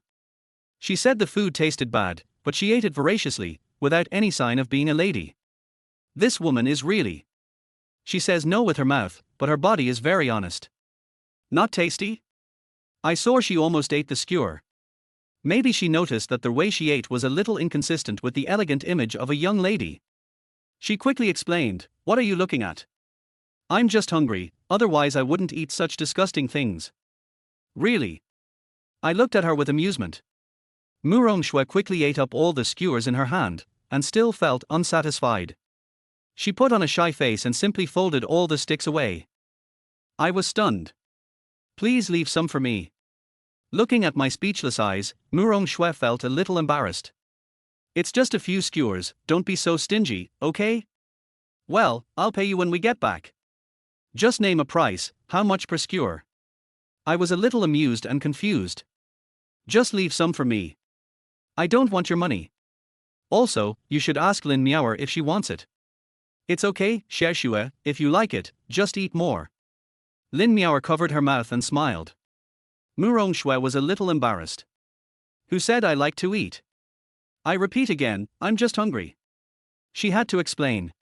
I picked up a bunch of roasted cicarders and said, okay, the rest is yours. A bright light flashed in Mu Rongshui's eyes, just like a greedy child who was satisfied. I smiled and shook my head, turning back to the fire. After roasting for about an hour, the snake meat should be almost done. Cover the fire with mud and use a bone knife to push away the ashes and dry soil. He grabbed the buried banana leaves. So hot. Pinching my earlobe, I used a knife as a spatula and took a piece of banana tree heart and pinched it gently. It took a lot of effort to get the snake meat out. Mu Rongshui was eating grilled skewers, her mouth full of juice. Suddenly, she smelled a strange fragrance. I pulled the banana leaves apart, and the soft and rotten snake meat exuded the fragrance of oil. I gently cut with the bone knife, and the snake's skin was easily split open, revealing the tender snake meat, and the juice flowed on the banana leaves. Mu Rongshui opened her cherry lips. Snake meat is out of the pot. the skewers in my hands suddenly lost their fragrance. Chapter 18, Seize the Time to Work. A few delicious grilled skewers, some delicious snake soup, and some after-meal fruits. This meal was exceptionally sumptuous. If it wasn't so hot and stuffy around, I would have the illusion that I was having a pleasant picnic in the suburbs. It's delicious. Brother Fang Yu, your cooking skills are amazing. It's a pity that you don't work as a chef in a restaurant. Lin Miao licked her lips while praising me, unconsciously revealing an alluring charm. I felt itchy inside and quickly waved my hands. It's just so-so. My cooking skills are just like those of ordinary people. How can I be a chef? Hee. Of course, although I was humble in words, I was still very happy in my heart. What an awkward compliment. Mu Rongshui snorted coldly. This skill is really average, not even half as good as my chef's. I looked at her speechlessly. Don't get me wrong, I'm praising you. She looked at me seriously. No one can compare to my chef. He used to be the executive chef of a Michelin 3-star hotel. With your level, it shouldn't be a problem to open a roadside barbecue stall. I'm too lazy to argue with her. You will have strength when you are full and have enough water. He stretched and continued working. I'm going to expand the shelter, come and help me. I turned and looked at Mu Rongshui. She frowned reluctantly but came over to help me carry the branches and palm leaves. Why don't you ask Lin Miao to come over as well? My butt is still a little numb. Lin Miao said embarrassedly with a red face. You just know how to act pitiful. Mu Rongshui snorted coldly. Type A shelters are suitable for 1 or 2 people, but they are not large enough for 3 people, so a large wooden shed must be built. However, the materials on hand are not enough. I dismantled the original shelter and managed to gather the materials. That's not right. All you need to do now is build another small shelter, right? Mu Rongshui suddenly reacted. There are 3 of us, so we only need 2 shelters. 1 for you and 1 for me and Lin Miao, isn't that enough? Why build a wooden shed? Fang Yu, are you trying to find a way to sleep with us so you can take advantage of us? Who do you think I am? I want to sleep in the same room with you mainly because I'm worried about your safety. I replied righteously. Let's sleep separately. If a snake crawls into your bed, who will chase it away? Mu Rongshui was stunned. She gritted her teeth and thought about it carefully, and it seemed to be true. It is indeed easy for poisonous insects and snakes to crawl in this place. These 2 girls were so frightened when faced with this situation that they had no energy left to deal with it. Par. Asshole, pervert, don't think I don't know what you want to do, shameless. Mu Rongshui directly hit me with a wooden stick. I dodged left and right and she couldn't hit me. She stomped her feet in anger. I laughed and clasped my hands together as if begging for mercy. Stop making trouble, it's getting dark, let's hurry up and work. She had to hit me before she gave up. This woman is really vindictive. It is said that when men and women work together, work becomes less tiring. With Mu Rongshui's help, the wooden shed was built before the sun set. After a kick, the wooden frame did not fall apart and remained stable. Okay. The quality is good. In fact, this kind of dense forest will not have strong winds that can overturn houses, so the stability requirements do not need to be too high. The most important thing to pay attention to is to prevent mosquitoes and rain leaks. So I put 3 or 4 layers of palm on the roof and added a few more layers of plantain. The ground support is suspended 10 centimeters in the air to prevent snakes, insects, rats and ants, and then branches and palm leaves are laid inside. Looking at the wooden shed in front of me, I still felt a little dissatisfied. It would be nice if there were bamboo. I can just build a bamboo raft house, which is sturdier, cooler and more comfortable. At present, this small wooden shed is still too simple. Compared with the bamboo raft house, it is far inferior. Chapter 19. It's hard to be a good person. The seat closest to the inside is for me to sleep in. As soon as the wooden shed was built, Mu Rongshui couldn't wait to divide the territory. She took out a wooden stick and marked out nearly half of the shed for herself. Then this is Lin Miao's place to sleep. You will be responsible for guarding the door and sleeping on the outermost side. Looking at the place where she drew the line for me, I didn't know whether to laugh or cry. The place is so small, not to mention a place for people to lie down, it's probably not even big enough for a dog to lie down. With such a small space, you want me to sleep? You want me to sleep standing up? Why don't you draw the line outside and let me sleep with poisonous snakes and ants? I looked at her, not knowing whether to laugh or cry. Isn't this enough for you to sleep? Murong Shui stretched out her hand to indicate the width she had left for me. Look, it's as wide as your body, totally enough for you to lie down.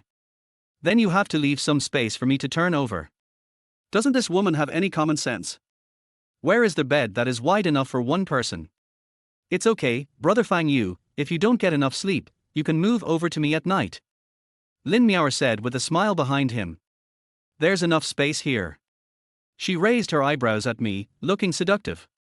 Is this a hint to me? My heart warmed and I was about to speak. No, we can't let him come over. Lin Miaoer, what do you want to do? Murong Shui gritted her teeth and looked at her. I didn't mean to do anything. I just wanted to make room for my little brother to sleep. Xiaoxue, don't think of it in the wrong way. Lin Miao's mouth curled up.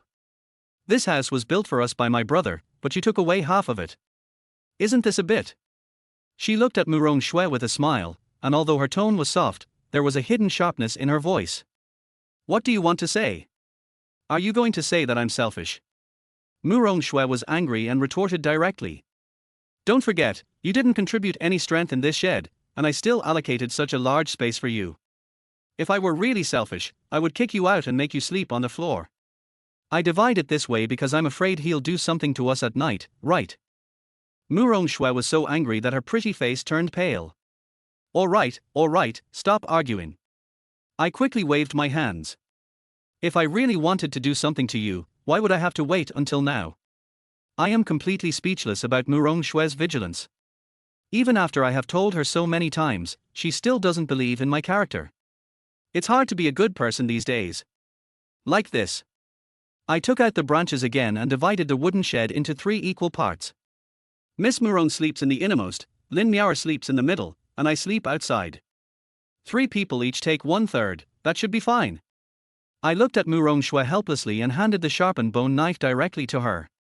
Take this with you when you go to bed at night. If I do anything unruly, you can just cut my little brother with your knife, okay? You should feel relieved now, right? Murong Shui saw how angry I was and swallowed guiltily. Your broken knife is so dirty, I won't sleep with it. You, just behave yourself. She lowered her head, probably feeling guilty, and didn't dare to look me in the eye. Let's decide it.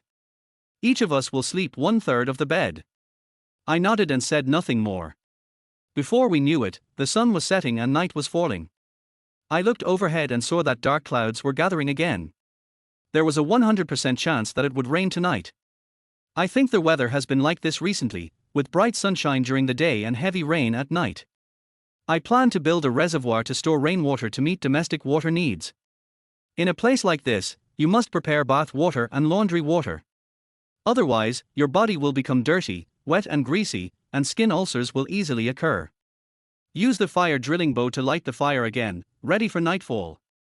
The 3 of them sat cross-legged beside the fire, gnawing on the last few banana tree hearts. I spat out a mouthful of scum, and seeing that they were still wearing high heels, I couldn't help but say, take off your shoes and socks. Your feet need to breathe, otherwise they will rot. If you don't wear shoes, are you barefoot? Murong Shui questioned. It's better to be barefoot than to have rotten feet. I can teach you how to make straw sandals, and you can wear them from now on. As I was talking, I took off my sneakers as well. Murong Shui immediately pinched her nose, and Lin Miao turned her head away embarrassedly. My face turned red. There's nothing you can do about the smell. After a day in this hot and humid environment, everyone's feet will have a bit of the flavor of pickled cabbage. However, their feet had been stuffy all day and were actually very uncomfortable. Seeing me take off my shoes, Murong Shui also reluctantly took off her high heels. The smooth jade feet are wrapped in silky stockings, and the small and delicate toes are stretched out awkwardly. Her feet were so beautiful that I swallowed subconsciously. Chapter 20. I'm not a pervert. You hooligan, what are you looking at? Murong Shui blushed and retracted her foot. Lin Miao was not so reserved when taking off her shoes. She gently pushed aside her shoes with her bare hands, revealing her small, beautiful feet in black stockings that were not even big enough to be held in one hand. If Murong Shui's feet are beautiful and delicate, then Lin Miao's feet are small and exquisite. Two pairs of beautiful legs and feet, slender and round, make me feel very hot. I could only chew on the banana stalks madly, using the cool juice to cool my inner restlessness. Damn rascal! Murong Shui muttered aside. Lin Miaoer didn't care and even handed over their high heels. Brother Fang Yu, please put my shoes in front of the fire to dry them. I feel they are soaked with sweat. There was a scent of roses coming from the tiny high heels, probably the scent of perfume. Somehow, the seductive scene of Lin Miaoer's black silk feet gently slipping into shoes suddenly flashed through my mind. The hand that took their high heels trembled slightly. Thank you. She smiled charmingly. Can't you dry it yourself? Murong Shui glanced at Lin Miaoer with dissatisfaction. I'm a little afraid of the heat. Lin Miaoer replied with a smile. Pretentious. By the way, you'd better take off your socks and give them to me, I said while holding up my high heels and looking at the two of them. Murong Shui suddenly gave me a wary look. It is said that some men have strange fetishes and like to collect underwear and stockings. Don't look at me like that. It makes me look like a pervert. Isn't it? Murong Shui's big eyes were filled with disdain, disgust, nausea, and contempt. I don't know what to say at this moment. Even Lin Miaoer seemed to have been led astray by her and looked at me with strange eyes. Silk stockings are not breathable and they cover your feet. Also, if we ever find a water source, the stockings can be used as a filter to filter water, or as a fishing net to catch fish. I swear to God that when I asked them for stockings, I had absolutely no evil thoughts in my mind. This thing looks good when worn on the body, making beautiful legs more slender and shapely, and also has a natural hazy temptation. But in such a hot and humid area, wearing stockings is really harmful and has no benefits. It can't prevent mosquitoes and it can easily damage your feet. Besides, if this thing gets scratched, it will be wasted. Using it as a filter or fishing net is the best way to make the best use of it. Lin Miaoer nodded, and immediately understood what I meant. However, it is indeed a bit embarrassing to take off tight stockings in front of a man. She blinked her big eyes at me, and I immediately came to my senses. Understood. I closed my eyes to show that I would never peek. Murong Shui touched the soles of her feet which were oozing with sweet sweat, and her face turned red. She probably knew that it was not good to wear socks all the time, so she could only follow Lin Miaoer in taking them off. However, her trust in me can be said to be negative. Just closing your eyes won't work. Turn around and don't peek. Okay. I simply moved my butt and sat with my back to the fire, and then I heard the rustling sound behind me. The pantyhose are hip-hugging, which means they have to take off their skirts first and then their socks. As a virgin who has been single all his life, he could not suppress his inner restlessness when he heard the sound of skirts and silk fabrics rubbing against his skin. In his mind, he unconsciously imagined two sexy and beautiful girls taking off their skirts. No. You can't be so dirty. Okay? Lin Miao's voice came from behind. She patted my shoulder gently, then twisted the smooth silk fabric into a ball and handed it to me. The sweet smell of sweat between the feet mixed with the charming fragrance of roses. I nervously took the soft socks, which still had Lin Miao's body temperature on them. Just about to open my eyes. No. I'm not ready yet. Murong Shui's embarrassed voice sounded. Then she screamed in panic. Help! I quickly opened my eyes. When I took it, I saw Murong Shui screaming and slapping her burning skirt. Oh my God!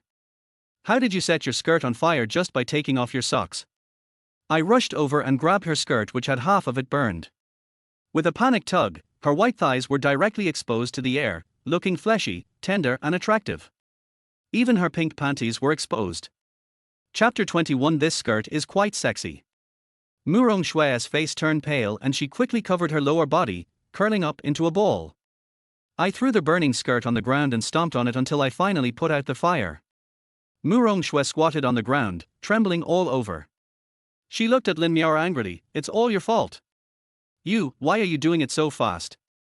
I haven't finished taking off my clothes yet. It was because Lin Miaoer took off her clothes too quickly that Murong Shui was worried that I would open my eyes and peek at her, so she panicked and the hem of her skirt got caught on fire and immediately ignited. I'm sorry, Xie Shui, I didn't notice. Lin Miaoer looked at Murong Shui aggrievedly. Didn't you notice? I think you did it on purpose. Murong Shui didn't buy it. You just want to see me make a fool of myself, don't you? I didn't, Sheshua, I really didn't know you hadn't finished taking off your clothes, I'm sorry. Lin Miao lowered her head tremblingly. All right, stop looking so pitiful. Mu Rongshui sneered. I'm different from you. I'm not as considerate as you are. I'm slow to take off my clothes. Do you understand? Her words were quite venomous, implying that Lin Miao was a slut who would take off her clothes to please men. Lin Miao was slightly stunned, tears instantly welling up in her eyes. Sheshua, how could you say that to me? Okay, don't be so excited. I quickly stepped forward to smooth things over. What's so deliberate about this? When taking off clothes, some people take it fast and some take it slow. I'm shy, so it's normal that no one noticed. Okay, put on your skirt quickly. I shook off the dirt and dust on the skirt and handed it back to Mu Rongshui. Fortunately, only the edge was burned, and it was burned quite neatly, so it can still be worn. But the knee-length skirt has turned into a miniskirt that reaches the waist. Mu Rongshui stared blankly at the burning miniskirt in front of her, and was so angry that she almost bit her lips until they bled. If I don't wear it, I will just be showing my long white legs and walking around in my panties. How embarrassing. Put it on. This skirt can just cover your panties, which is very embarrassing. She glared at Lin Miao hatefully, holding back her anger, and pulled the hem of her skirt from my hand. Don't look. I closed my eyes again and turned my head away. After a while. Okay. I opened my eyes. Mu Rongshui stood there twisting her head, feeling very restrained. Although she was wearing a skirt, she covered her thighs with her hands. Don't look. Puff. Don't laugh. Quite sexy. Har har har. Mu Rongshui's legs are particularly perfect, with plump thighs and slender calves.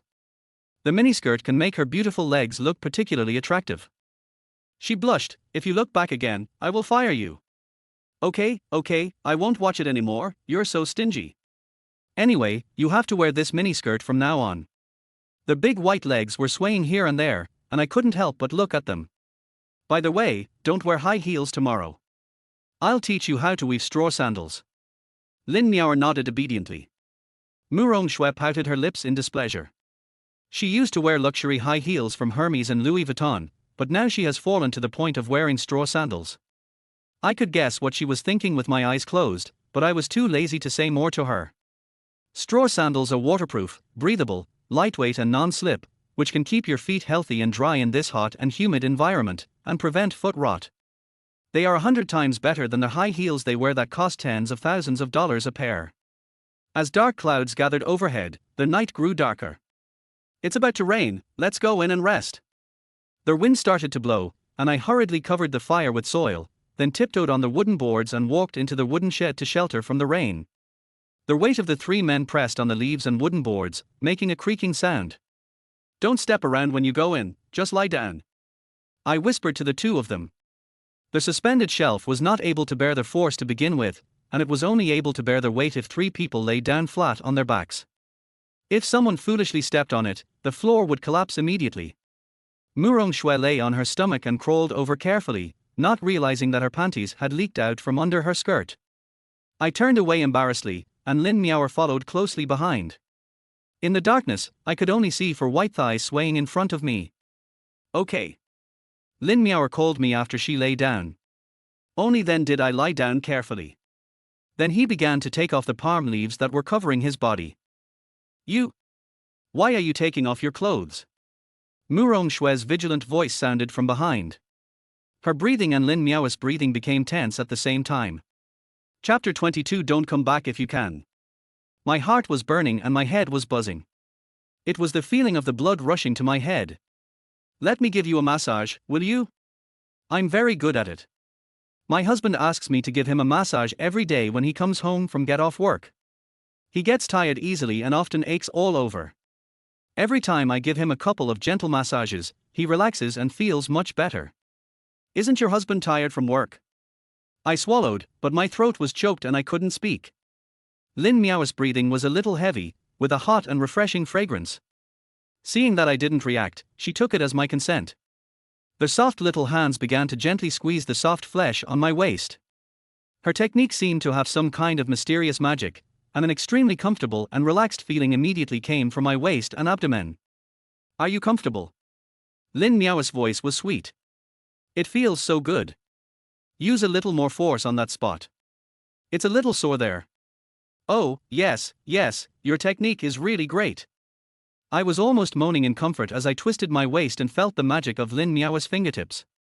The light and delicate long jade fingers fiddled back and forth, and the tense muscles and bones were stretched a lot at once. Having said that, I finally understand why Lin Miao was able to marry into a wealthy family. Having a pretty face and a good figure is not enough, you also need to have a skill. What are you doing? Mu Rongshue's panicked voice suddenly came. Lin Miao and I were both stunned. Turning her head, Mu Rongshue widened her beautiful eyes and looked at us with extremely shocked eyes. You guys! Her eyes contained anger, confusion, shame and hatred. No, don't misunderstand.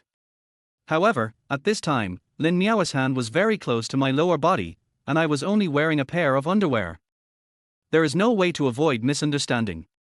You two are filthy. Shameless. Obscene. Mu Rongshue was so angry that she was shaking all over. She went back and forth, using only a few curse words. Lin Miao's eyes were full of innocence. Xiaoxue, don't, this is not what you think. Don't talk to me. I feel sick just looking at your despicable look. Mu Rongshue widened her eyes, stiffened her neck, and looked at her with disgust. You misunderstood, Xiaoxue, we didn't. Shut up. I feel sick when I hear your voice. Mu Rongshue panted and waved her hands angrily. Hey, you're going too far. I gritted my teeth and stood up. Lin Miao just saw that I was tired after a day's work, so she gave me a massage. Massage, do you take me for a fool? Who puts their hand in their crotch to give a massage? Damn, how can this be called putting your hand into your crotch? Isn't it on your waist? However, when viewed from the back, they do look a bit alike. Okay, I won't argue with you, just calm down first. Xiaoxue, tell the truth. Lin Miao's innocent eyes suddenly turned and became a little strange. Even if there is something between me and my little brother, so what?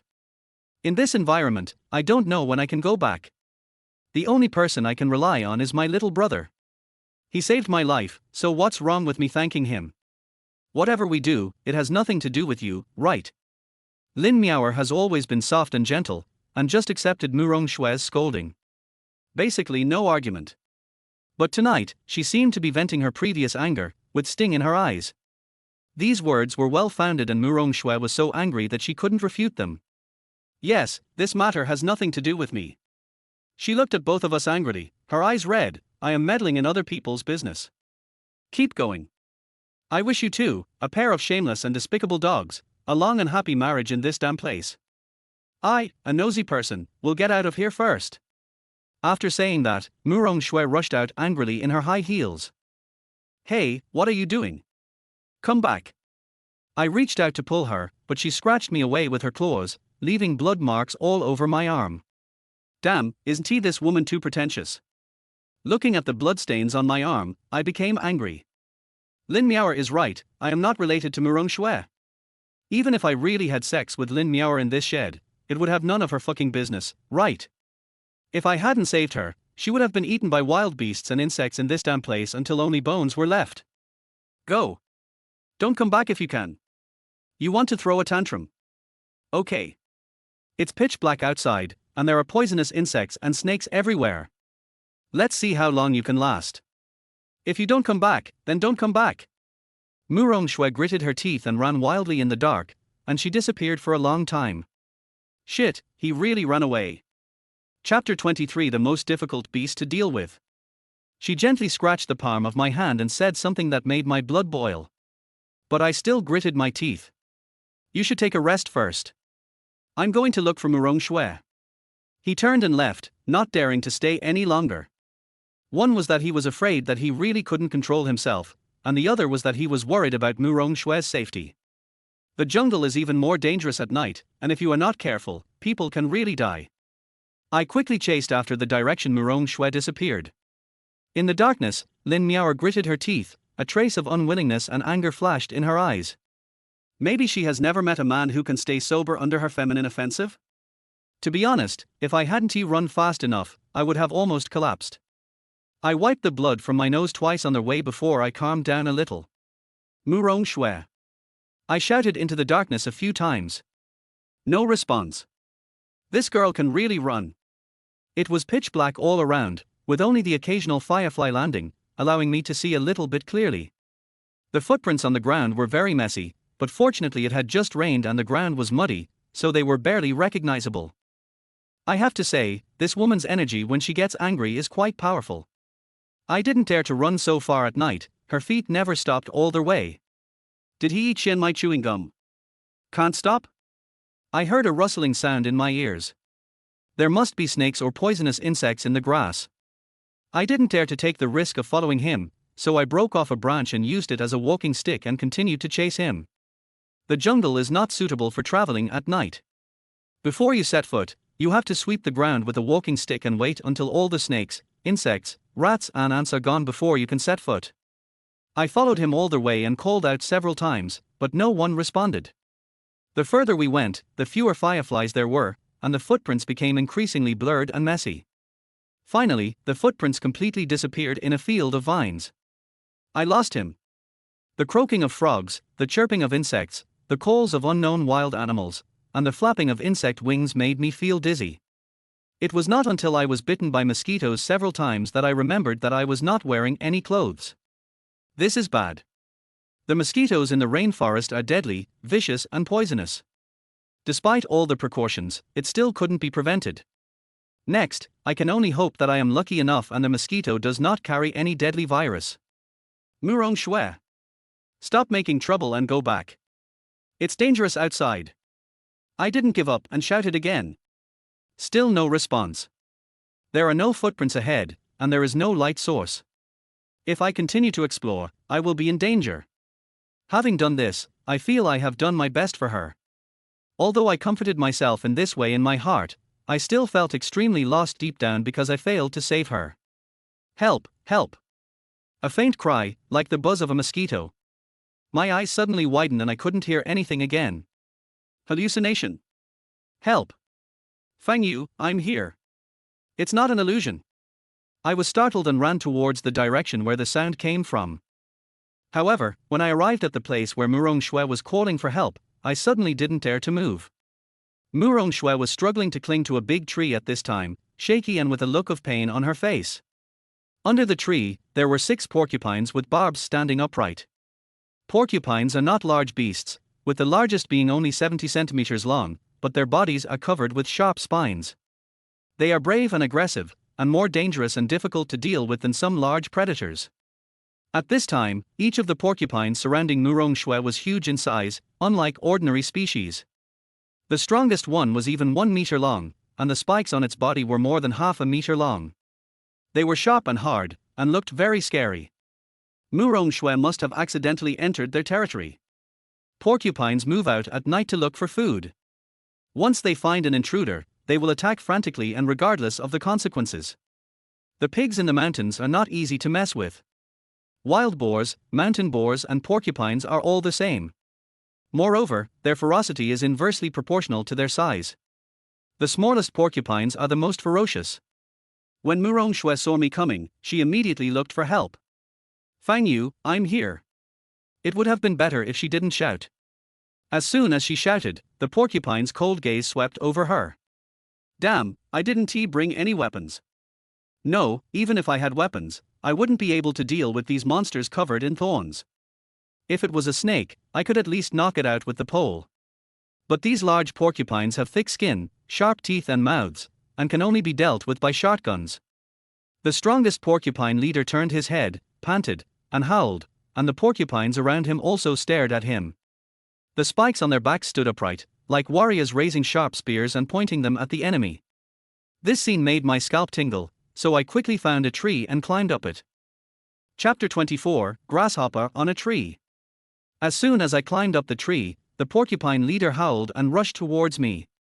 The pig's trotter was moving at lightning speed, and the thick spikes on its body almost pierced my ankle. Boom! Its fat body hit the tree, and the tree, which was as thick as a bowl, was shaken by it. Water droplets and fallen leaves fell down. Some thorns penetrated deeply into the tree trunk several inches, which made me drool. If these thorns were to pierce my legs, wouldn't they pierce through my legs and cause blood to ooze out? Fang Yu, come and save me quickly, I can't hold on any longer. Murong Shui had no experience in climbing trees and didn't have much strength. She was hanging like a koala, supported only by the strength of her wrists. It was really hard. Her arms and shoulders were shaking. I can't even save myself, how can I save you? Let me think of a solution first. I looked at her pitiful appearance and complained myself. It's all your fault. Murong Shui couldn't help but feel her eyes turn red when she thought of her miserable situation. If you and Lin Miao hadn't done that, why would I have been so angry and ran out? Even after it came to this, she still didn't forget to argue with me. But I didn't want to take the blame, so I quickly retorted, after all, I'm not related to you. Even if Lin Miao and I did something, what does it have to do with you? You? Me? Murong Shui's pretty face turned pale. In fact, if you think about it carefully, this is really the case. She is not my wife. Lin Miao, I have no control over you, but you are my subordinate security guard. I don't allow you to do this kind of thing because it is immoral and affects the company's image. Why? Is it not possible? Damn, why don't you just say you're my mother? I was so angry that I laughed at her unreasonable behavior. I don't have a son as rascal as you. This woman is never willing to suffer any loss at any time. The porcupines below were irritated by our noisy appearance. They howled louder than the other, scratching their hooves and charging fiercely towards the tree trunk. Boom! My whole body swayed along with the tree. Stop arguing. We're being too loud and pissing off the porcupines. Now they are going crazy. You were the one who was loud, it has nothing to do with me. She curled her lips. Okay. There was a dull sound, and I felt something was wrong. The inside of the tree trunk had been cracked. Murong Shui, who was originally preparing to engage in a verbal battle with me, was also frightened. What happened? Before she could react, the tree was broken in half by the giant porcupine. What else could be going on? I'm fucking screwed. I fell down along with the tree trunk, and the porcupines lined up in a row, waiting for me to hit the ground and prick me like a hedgehog. At the critical moment, I suddenly felt a surge of strength coming out of nowhere and I forced myself to run along the tree trunk and jumped onto the tree where Murong Shui was. But I didn't hold it firmly and my hand slipped. It was about to fall. The herd of porcupines below were furious when they saw that I had escaped. They all gathered around the tree and showed off the long, sharp spines on their backs. Catch me!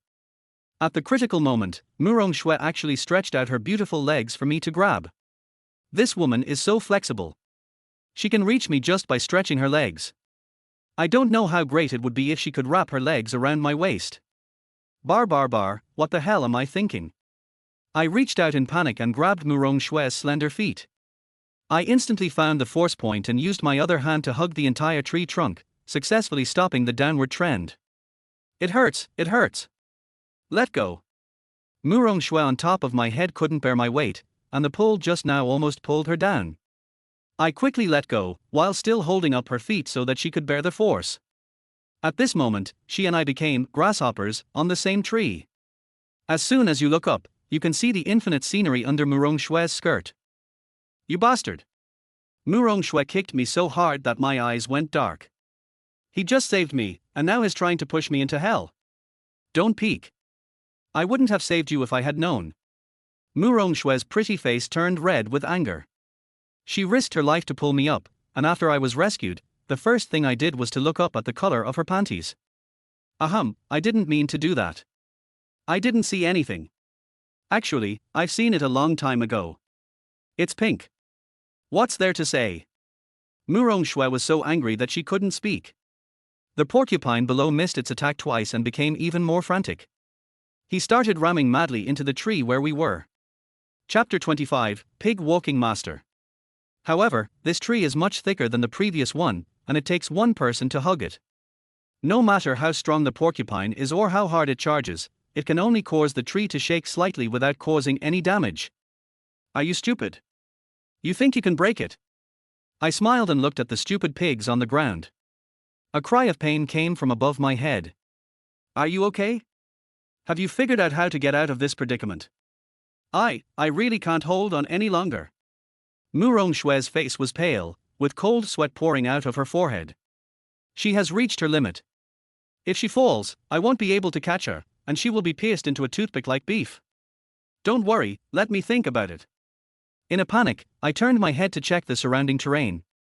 There is no way you can win by fighting, so you can only run, but how do you run? Porcupines are fast, but they run rather stiffly, have difficulty turning, and cannot break. I saw a lot of low bushes on the east side, and immediately I became interested. The short trees can block the porcupine's vision, but they do not hinder our vision. People can weave in and out of the porcupine's path. At this moment, I determined the escape route. I'll go down first and lead these thorny beasts away, then you jump down and run towards the bushes in the east. I pointed to the east, don't look back. Murong Shue bit her lips in panic. She glanced at the escape route and then looked at me nervously. I ran away, what would you do? Silly girl, I can run faster than you and I can get rid of them, stop talking nonsense.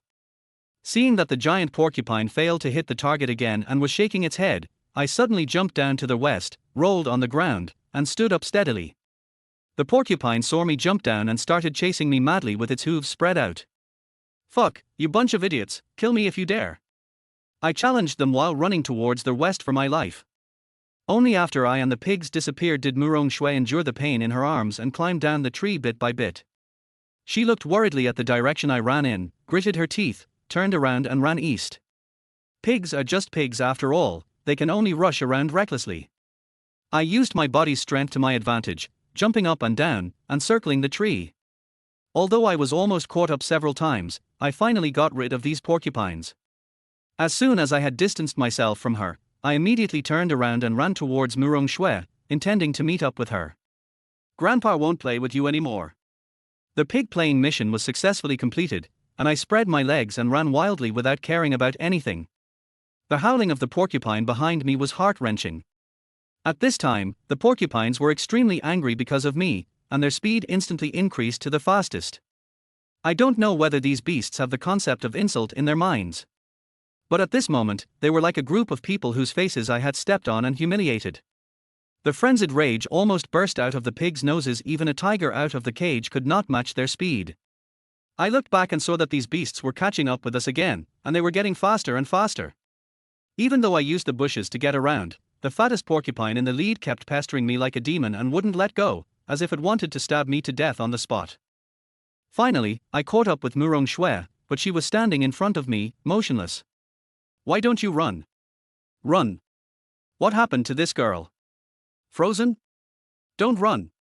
She turned back in horror and waved at me. Don't run. The porcupine behind you will turn you into a sieve. I didn't know what was wrong with this girl. I rushed over and pulled her forward together. Result: misstep. Damn, it turns out there's a steep slope under the bushes here. When I reacted, the person was already in mid-air. Murong Shue was completely frightened and the only sound she could hear was the wind. I looked up and saw that the porcupine brothers who were chasing me stopped. One of them failed to break and rolled down, wailing for a few times, and soon there was no sound. At the brink of life and death, Murong Shue hugged me tightly. I could feel the firm curve of her breast swaying with her frantic heartbeat. But at this moment I didn't have time to appreciate her beautiful figure. I frantically grabbed in the air and actually grabbed a vine. Bang! The two figures suddenly stopped in mid-air. The force of the fall was so strong that I felt my hand was nearly broken. But this old vine was quite strong and actually supported the weight of both of us. God was kind enough to help us both survive. Chapter 26: Surviving a disaster will bring good fortune. Murong Shue was so frightened that she didn't dare to breathe. She treated me like an airbag and held onto me tightly. It's okay. I swallowed nervously. She raised her head cautiously, opened her eyes, and saw that she was at least 10 meters from the ground. She immediately felt dizzy. Murong Shue blushed. She felt it was shameful to hug me tightly, especially when our skin was touching, which seemed very intimate. But she had to hold me tight because she was afraid of heights. I couldn't help but hold her hands a little tighter. Murong Shue's pretty face turned from slightly red to blood red. You rascal, are you going to strangle me? I'm sorry. I quickly tried to hold her and slide down using the vines. If she fell from a height of 10 meters, she would be crippled at least if not dead. No matter how embarrassed and angry she was, she had to endure it. After finally landing on the ground, she punched me hard a few times before she stopped. All right, if you continue to hit me I'll beat you to death. Good people don't live long, but Avilders leave their legacy for thousands of years. You stinky rascal, you're so rough and thick-skinned, how can you die so easily? Humph. She glared at me hatefully, still not satisfied. After surviving the disaster, my heart was beating fast and I was too lazy to argue with her. When I looked up, I saw the porcupine that had fallen down with us was lying upright several dozen steps away. What does it mean that those who survive a great disaster will have good fortune in the future? This is it. Although this fat porcupine is not as big as its big brother, it is nearly 90 centimeters long, comparable to a little fat piglet.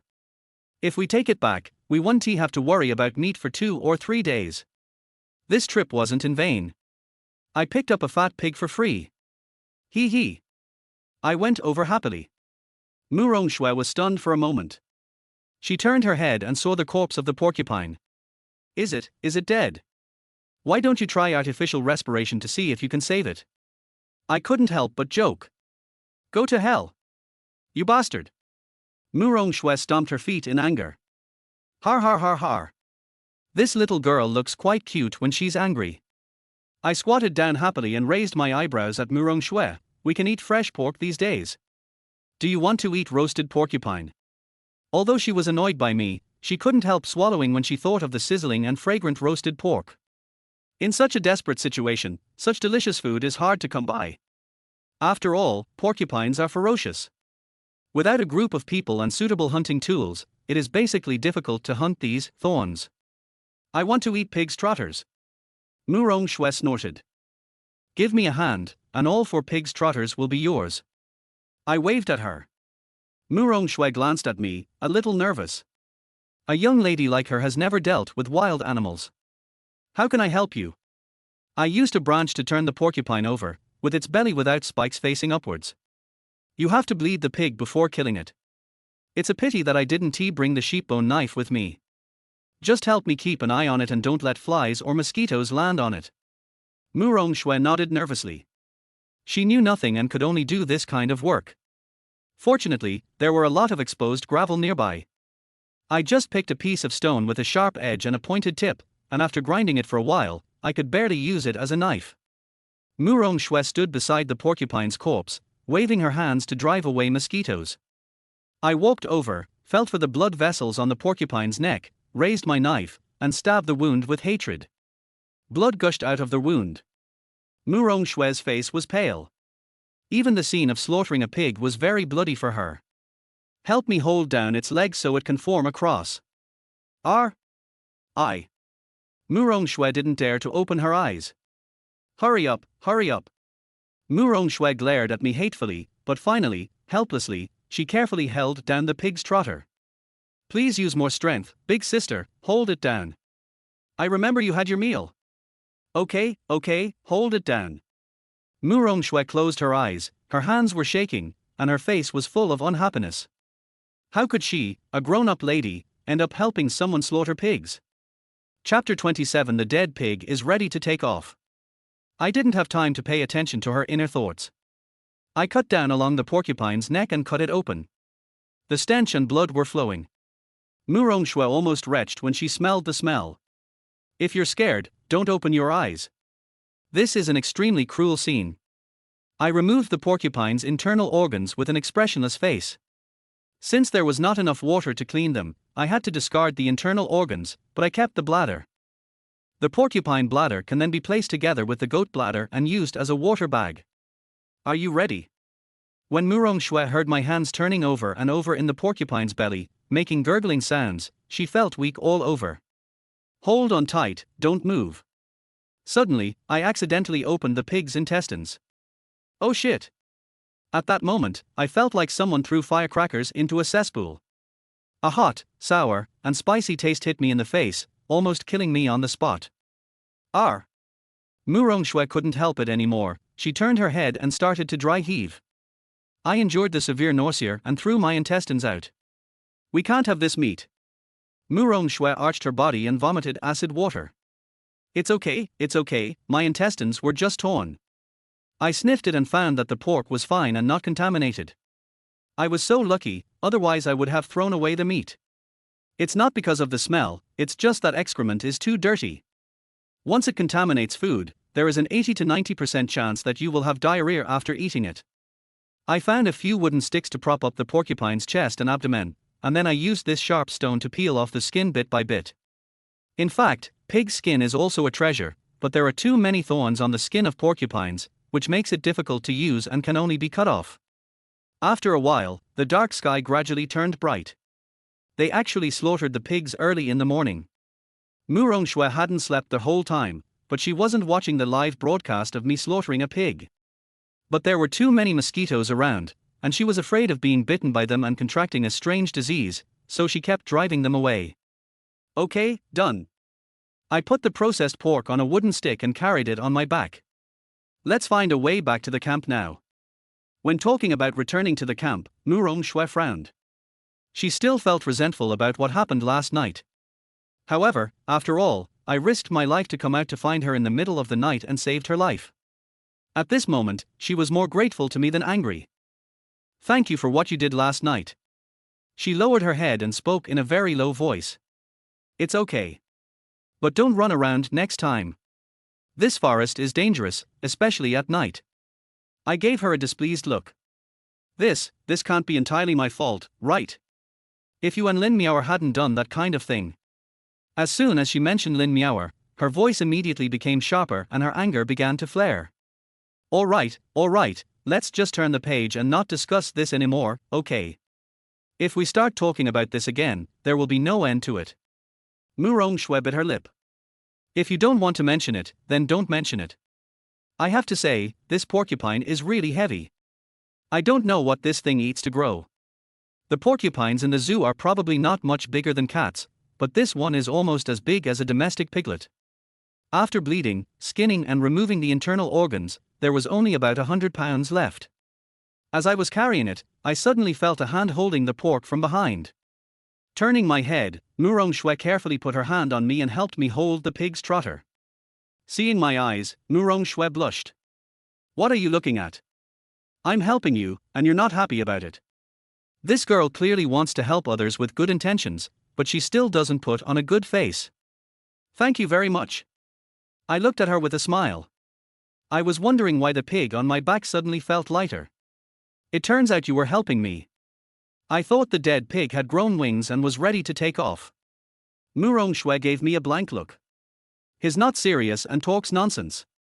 No wonder I can only be a security guard. I was just teasing her. How did it escalate to a personal attack? Shaking my head in a helpless manner, I looked up and scanned the surrounding terrain, trying to find a way to go uphill and then return the same way. Suddenly, a black thing jumped out of the jungle not far away. It's a group of porcupines. They rushed out like ghosts and stared at Murong Shui and me. Oh shit! These brothers, have they come here to seek revenge? At that moment, there was only one word left in my mind. Run. Chapter 28, Unknown Fear. I carried over 100 pounds of porcupine meat on one hand, held Murong Shui in the other, and turned around and ran like crazy. The messy sound of pig hooves and the roar of porcupines behind me were getting closer and closer. These beasts must have gone crazy after smelling the blood of their companions. You, throw the pork away and run. Murong Shui was out of breath. Damn it, I'd rather die than throw it away. After a night of hard work, how could it be easy for me? This is hard-earned pork. Can a living person be killed by holding his urine? Aren't they just a bunch of idiots? How can I be caught up by them? With a cry, I suddenly felt a chill on my back. The porcupine had caught up with me, and with a leap of its hooves, it hit me directly on the back. At that moment, I only felt countless spikes piercing through the pork and shooting into my back. At the same time, the huge impact force almost broke my ribs and spine.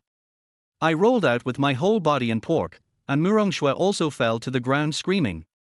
Damn, my back hurts so much. Fortunately, the pork offset most of the impact and spikes. I never want to experience this kind of acupuncture a second time in my life. Run. While the big porcupine was rolling on the ground, I quickly pulled Murong Shui and continued to run forward. As for the pork, damn it, save your life first. As long as the Green Mountains remain, there will be no shortage of firewood. It's a pity that the terrain at the bottom of the hill is too flat. This place is equivalent to the main battlefield of the porcupines. They can charge forward like tanks without any hindrance. And we, the two-legged people, can never outrun these four-legged beasts. Be careful, I can't take it anymore, they are catching up with us. Miss Murong could no longer run, and she looked at me with despair in her eyes. I made up my mind and picked her up. Let's go together. Murong Shui's face turned pale, she felt embarrassed and anxious. In her life, she had never been carried like a princess by a man. I have to say, this young lady takes really good care of herself. The skin on her arms and thighs is extremely smooth, just like the white of freshly cooked eggs. But at this moment I was no longer in the mood to feel Murong Shui's delicate skin. The porcupines rushed up like rockets, and I quickly started running. Murong Shui's hands were tightly clutching my back, and because of extreme panic, her head kept burrowing into my chest. Soon, I carried her to the place where the pigs were slaughtered. The herd of porcupines was only 3 steps away from Murong Shui and me. But at this moment, the giant porcupine suddenly stopped. At the same time, the other porcupines also adjusted their bodies and stopped suddenly. What's going on? I gasped for breath and looked at the motionless porcupines 3 steps away. Murong Shui also looked flustered and confused. Why did these pigs suddenly become stunned? I am happy. Why don't you come over? Come over. I waved, come here. Unfortunately, porcupines can't understand human language. The big porcupine in the lead lowered its head, breathing heavily fiercely, but with a look of fear in its eyes. Were they frightened by seeing the pig's skin being peeled off? I made random guesses. This seems a little unrealistic. After all, porcupines are not humans and it is impossible for them to be frightened by the corpses of their own kind. Murong Shui patted me. She suddenly showed a look of horror and pointed to the place where I had originally dealt with the porcupine. There were pig skins and pig organs that I had discarded at random. But now, all that was left was a pool of blood. The bloodstains were covered with messy spikes and broken internal organs. It seemed like something had eaten the waste from the porcupines I was dealing with. I also reacted instantly. Apparently, porcupines are afraid of things that eat the pig skin and internal organs. The porcupine leader stared at the pool of blood and slowly retreated, followed by the other porcupines. In the end, they gave up chasing Murong Shui and me and chose to turn around and leave. This scene seems a bit weird. You know, this group of porcupines kept searching for Murong Shui and me all night long. But now, out of fear, they chose to give up the chase and turned around and ran away. To be honest, I also felt a little chilly. Murongsu looked at me anxiously. Why did they run away? There seems to be something here. I swallowed. I spent the whole night dealing with porcupines and didn't find anything unusual. What on earth is it? Eat all the pig skin and offal after we leave? Even the ferocious porcupine is afraid of it. The fear of the unknown gave me goosebumps all over the floor. Chapter 29. There's something under the tree. I'm a little scared. Murong Shui pushed me, her face a little pale. I suppressed my pounding heart and walked to the pool of blood. After careful observation, I found that the leftover internal organs were all covered with corroded holes. What kind of creature in the rainforest can secrete such a strong acid? Ant? No, formic acid is not that strong. This is beyond my common sense. We really need to get out of this damn place quickly. Leave now. I took Murong Shui's arm and turned away. Those extremely dangerous creatures must be nearby, so we could only return along the route we were chased by the porcupines. We were lucky at night and didn't run into their hunting time, but it's hard to say during the day. Those things can secrete extremely corrosive acid. The porcupines must have suffered losses from them before, so they were too scared to approach. The fact that he could frighten a bunch of reckless little beasts so much that they turned around and fled shows how terrifying he is. I would rather be stabbed by a porcupine and become a hedgehog than to mess with those things. As we returned along the same path, there was no trace of the porcupine. Their hoof prints were very messy, which indirectly confirmed my guess. Not far away, the porcupine meat that I had skinned was still lying in the mud. I breathed a sigh of relief and picked up the skinned pork again. Fortunately, their hard work paid off. I glanced around nervously, and Murong Shui also hid carefully behind me. The porcupines did not appear. Obviously, they were frightened by those scary things that didn't show up. I put the skinned porcupine on my back again, but I didn't feel excited about having food. Instead, I felt even more depressed. Along the way, I didn't see any small animals around. This shows that we are still in that thing's territory and have not stepped out. What's even more terrifying is that I don't even know what that thing is. What are those thorny pigs afraid of? Murong Shui's heart was also beating fast. She followed me all the way, turning her head from time to check what was going on around her, and she looked a little nervous. It might be some kind of bug. I expressed my guess cautiously. Bugs? A group of wild beasts, would they be afraid of bugs that are much smaller than them?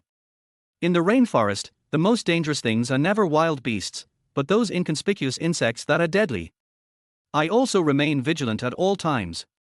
After walking along the steep slope for a long time, Murong Shui and I finally saw a flat uphill road. It was a sturdy tree that could be hugged by two people and was dozens of meters tall, but it was broken in half and fell on the hillside, forming a huge single-plank bridge with a gently sloping slope. Finally we found a way to go uphill, and Murong Shui and I both showed joy on our faces.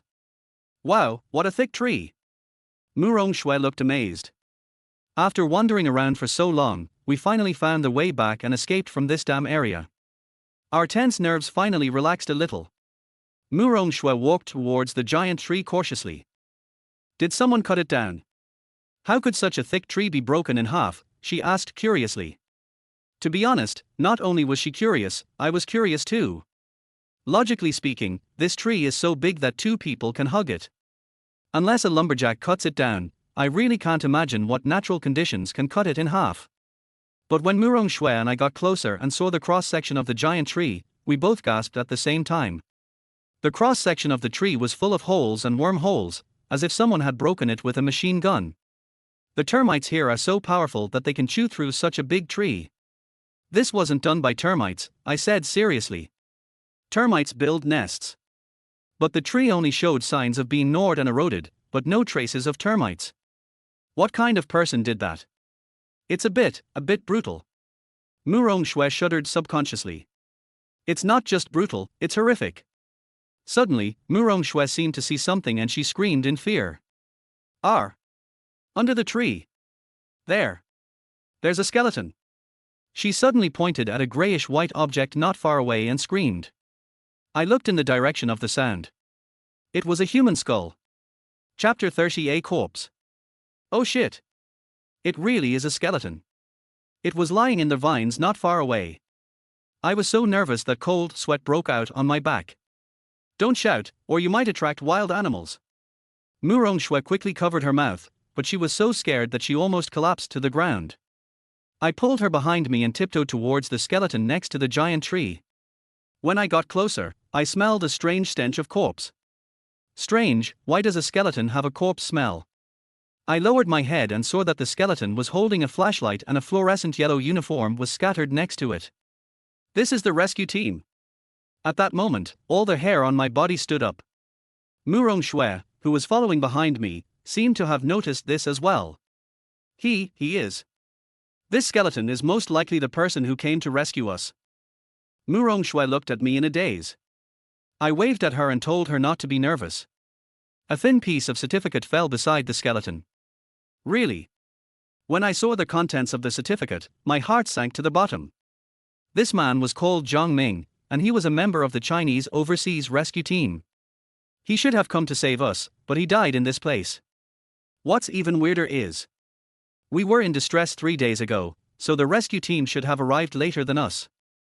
Even if he died 3 days ago, he shouldn't have rotted into a skeleton so quickly. Upon closer inspection, I discovered that his skeleton had black spots caused by acid corrosion. He was killed by that thing. And they quickly ate up all the members of the rescue team. Creepy. A chill ran straight up from the soles of my feet to my forehead. At that moment, I also understood why the big tree broke. It must have been bitten by those things. Wherever they go, no grass grows. What kind of horrible creatures are these? He is from the rescue team. I turned around and looked at Murong Shui. She opened her mouth and wanted to say something, but couldn't speak because she was too flustered. He must have been attacked by that thing. An increasingly ominous feeling lingered in my mind. When cleaning the porcupine's internal organs, the insects did not eat all of it, but only ate a little bit. But the living person in front of him had been gnawed away to the point where only a skeleton was left. What does this mean? This shows that humans are more in line with their taste for food. Restraining my inner fear, I clasped my hands together in front of the skeleton of the dead rescuer. I'm sorry. Then I took the uniforms that were scattered around. In a place like this, it doesn't matter whether you offend the dead or not. In order to survive, no survival resources can be missed. Murong Shui looked at me in surprise and a little scared. What are you doing? The rescue team's uniforms can cover their whole body, are light and breathable, and effectively block mosquito bites. They are 100 times better than the clothes we wear now. I know what you want to say, but what's more important now is for us to survive. This team member named Zhang Ming has fallen in this terrible jungle in order to save us. The only thing we can do is to live better so as not to let his sacrifice go to waste. Although Murong Shui found it difficult to accept my approach, at this moment, she had more or less agreed with my ideas. Survival first. Staying alive is more important than anything else. Zhang Ming seemed to have come out in a hurry and did not carry any rescue kit with him. However, I found a flint and a multifunctional military knife in his pocket, which was a considerable gain. As for the walkie-talkies and mobile phones, unfortunately, they have been corroded. After cleaning up everything, I looked down at the skeleton, feeling a little reluctant. The longer you stay here, the more dangerous it will be. The things that killed Zhang Ming might show up again at any time. But I couldn't bear to leave him dead in the wilderness, so I broke off a branch and started digging a hole. Let me help you too. Murong Shui walked over timidly. She was a little afraid to look at the miserable state of the corpse, but she insisted on digging a hole for the body tremblingly. I said nothing and broke off a branch for her. After half an hour of working together, we managed to dig a small hole. I gathered the bones and buried him in it. Rest in peace. I felt a little heavy. Murong Shui and I looked at each other, and her expression was particularly ugly. It's not just because of the oppression of burying the dead. Moreover, the dead were members of the rescue team. Chapter 31 Almost in Danger. What she was thinking about all the time was that the rescue team would come to save her and take her away from this hellhole. But now, the savior she was expecting has died in this forest. Do you think we will never be able to go back? Murong Shui looked at me, with unprecedented fear in her beautiful eyes. No. I looked at her calmly. The rescue team is not just one person, but a group of people. Maybe they have already set up a camp in this forest. This Zhang Ming might have been left alone during the search and rescue. Don't lose confidence. On the contrary, we should have more confidence. As long as we can find the search and rescue team's base camp, we can get out. I smiled and encouraged her. After hearing this, Murong Shui felt much more at ease. Okay, stop thinking about it. Let's go back to our camp and get out of this damn place first. Murong Shui nodded quickly. She and I climbed up the giant tree one after the other. Murong Shui's white and tender long legs are really pleasing to the eyes. As she crawls forward, the scenery under her miniskirt is faintly visible. But at this moment, I no longer had the heart to appreciate her beautiful body. What I said just now was actually to comfort Murong Shui. The real situation may be much worse. Normally, it is impossible for a search and rescue team to go out alone to search and rescue. In any search and rescue operation, the search and rescue team members will work in groups and carry first aid supplies such as rescue kits in case of emergency. But Zhang Ming had nothing on him. He was alone, empty-handed, and obviously not a normal person to be alone. I suspect that the rescue team was probably wiped out. Tell me, how can we contact the rescue team? Murong Shui looked back excitedly. My words gave her hope. Oh. Let's survive first, and then consider contacting them. After all, there are dangers everywhere here, and we have to try our best to protect ourselves. Yeah. Murong Shui nodded. After this night adventure, I could feel that she trusted me a lot more. Because she was obviously relaxed when she was with me. And there was a hint of dependence in the look he gave me. Suddenly, a strange and subtle sound came from behind. Something seemed to be moving on the leaf-covered ground. Murong Shui and I turned back almost instinctively. At that moment, we saw a fiery red river flowed along the fallen leaves and rushed to the place where we had just stood. That's a group of ants. They are red in color, but they are not fire ants. These ants are almost as big as small beetles. These ants are more like the legion ants found in the Amazon rainforest. They migrate frequently and have no fixed place to live. Wherever they go, there is no grass. But legion ants are obviously not so huge in size and do not secrete strong formic acid. They swept across the ground in a mighty force, moving at an extremely fast speed, and any obstacles along their way would be gnawed and corroded by them.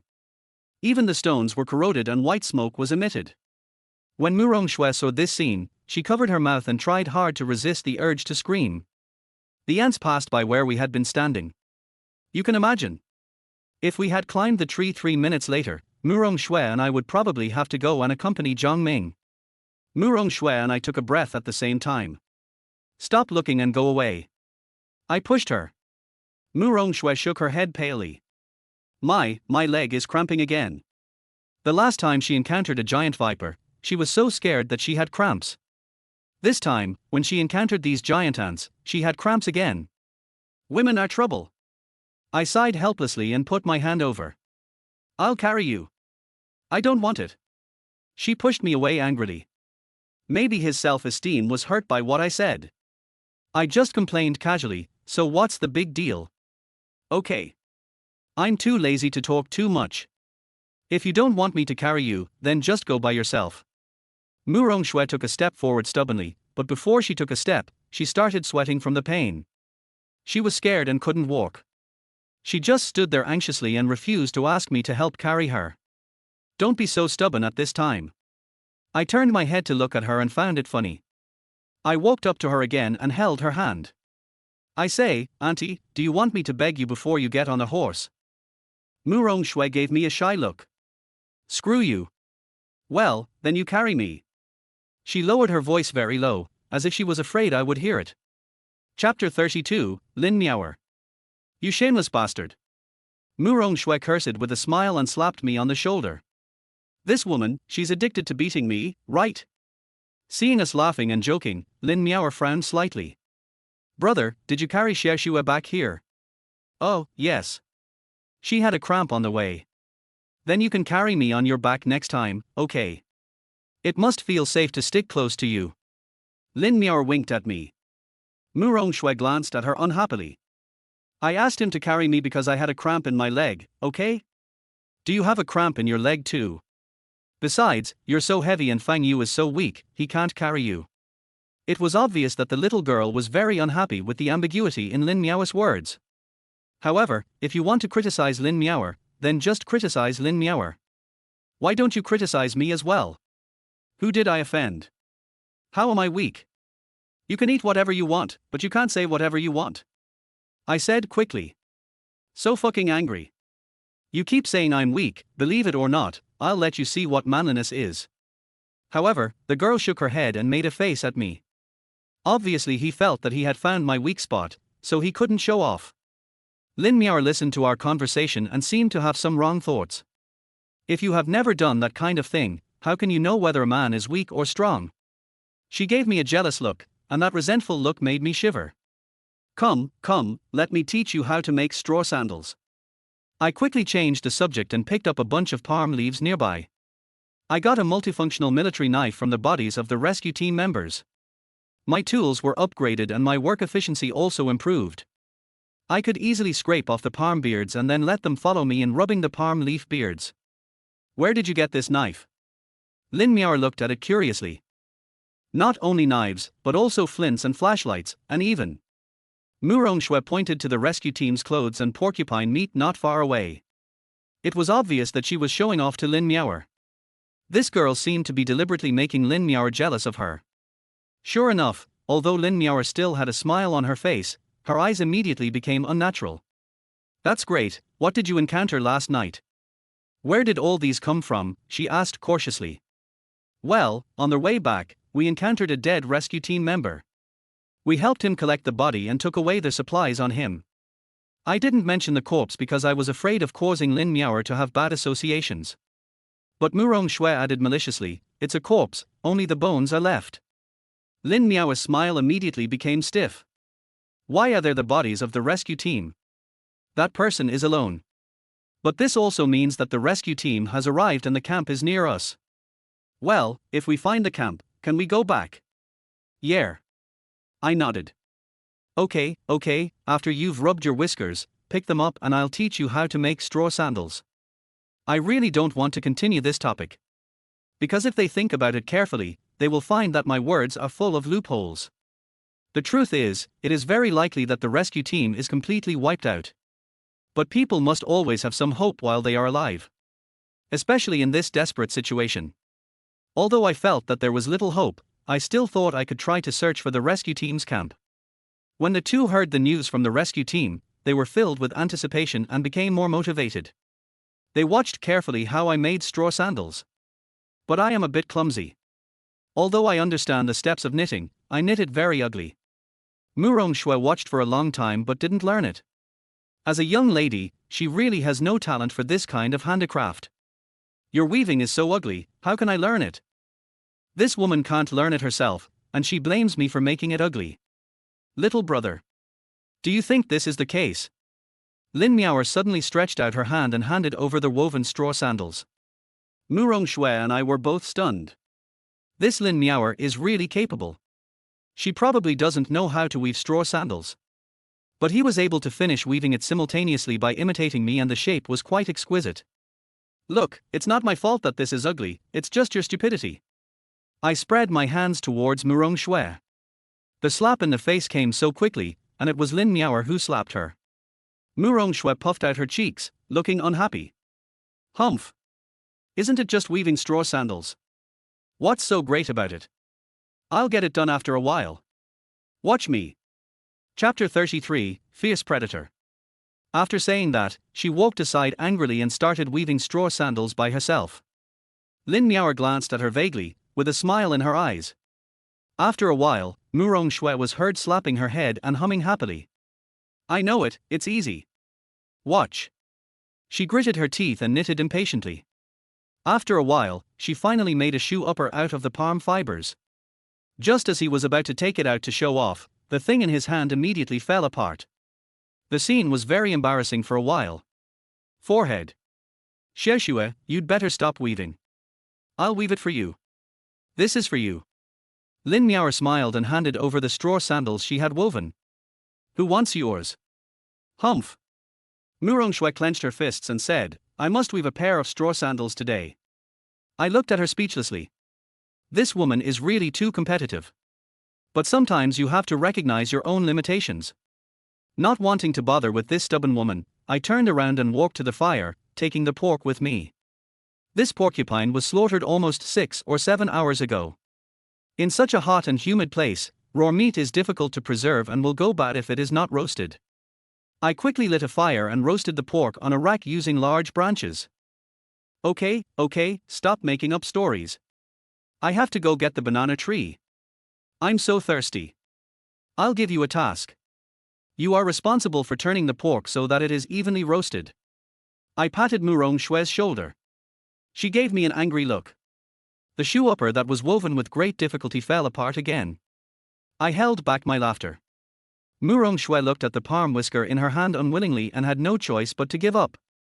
The pork has to be turned constantly. It takes a long time to roast.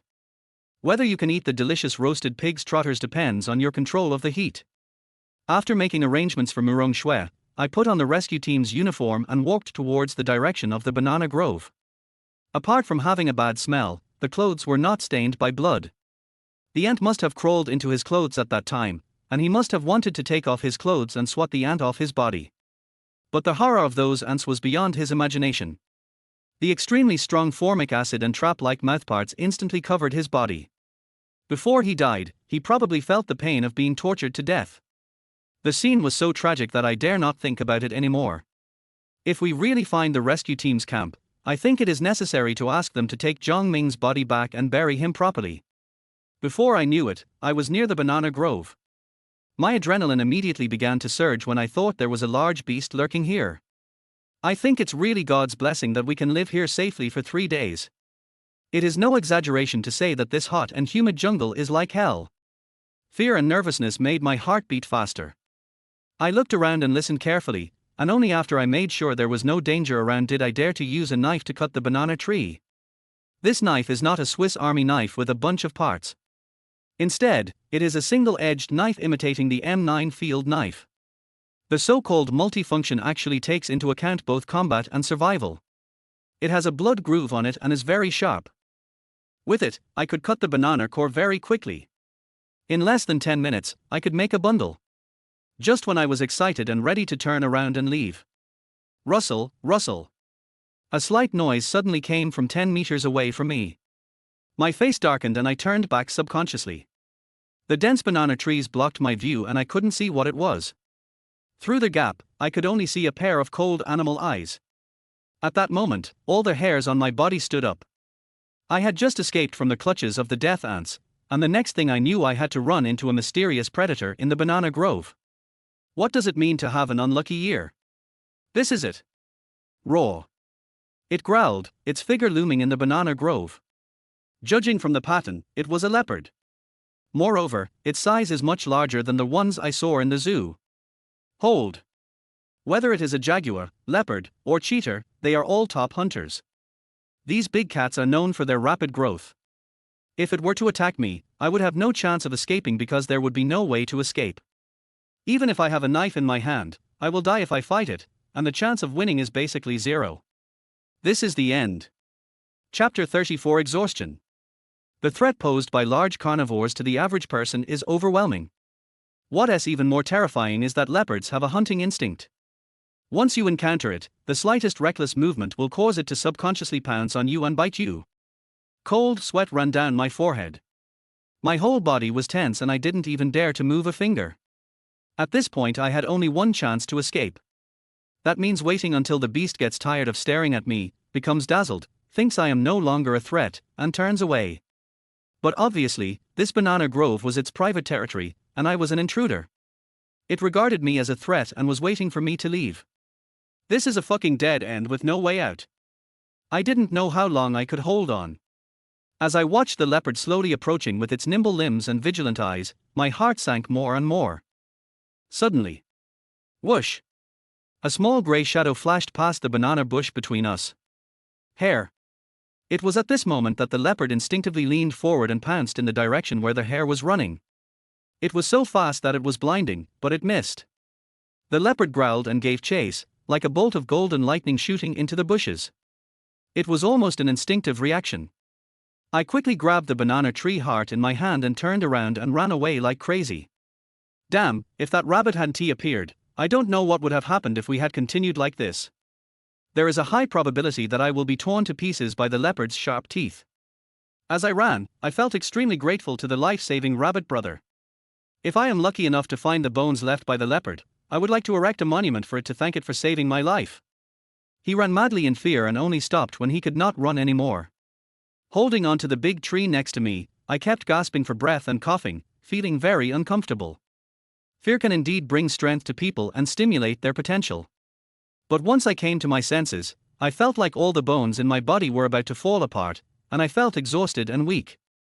I really want to lie down here and take a nap. But this jungle is full of dangers, so don't let your guard down. I might be bitten by a passing poisonous spider and never wake up from my sleep. Suppressing my fatigue, I carried the banana heart on my shoulder and walked towards the camp with my legs feeling lightheaded. But people are not machines, and their potential cannot be stimulated all day long. By the end of the walk, I didn't even have the strength to breathe, and I staggered and collapsed under a tree, unable to support myself. I'm so tired. My heart has been tense ever since I fell off the plane. The hot and humid weather, the dirty and messy environment, the threats of ferocious beasts and poisonous snakes and insects are all inescapable, just like evil spirits. The rescue team that was supposed to rescue us is now missing and we don't know whether they are alive or dead. It makes us anxious and desperate. And having escaped death several times in the past few days has further drained my physical strength. This damn place is like hell, torturing me both physically and mentally. Relying on my strong will to survive, I suppressed all these negative factors and stopped thinking about them. But when I began to feel weak and helpless, I could no longer suppress the deep feeling of despair. How long can I survive in a place like this? I have no idea. I got several mosquito bites on my hands and feet last night. In places like this, even if you wear sterile protective clothing, it is impossible to avoid being bitten by mosquitoes 100%. God knows what kind of diseases and viruses these mosquitoes carry. Maybe I will have a fever when I wake up tomorrow. In this place, if you get sick, you have to rely on yourself. Without medicine, it is actually difficult for ordinary people to survive. The more I thought about it, the more desperate I felt. I can't hold on any longer. I really can't hold on any longer. Sleepiness, fatigue, despair, and pain, like ants on the ground, crawled onto me little by little. The image of rescue team member Zhang Ming's corpse filled my mind and I couldn't get it out of my head. Maybe one day, I will die silently in this jungle hell just like him. I don't know if it's meaningful to keep going like this. Perhaps our struggle to survive is only delaying the day of death a little. The moment you fall from a plane, it's like a death sentence. Let me sleep for a while, just a little while. I need a break. My eyelids were flailing and my vision was starting to blur. There are snakes, insects, rats, ants, ferocious beasts everywhere, and dangers are lurking everywhere. If I fall asleep, I will probably die. But I can't care so much. I hugged the heart of the banana tree tightly and closed my eyes.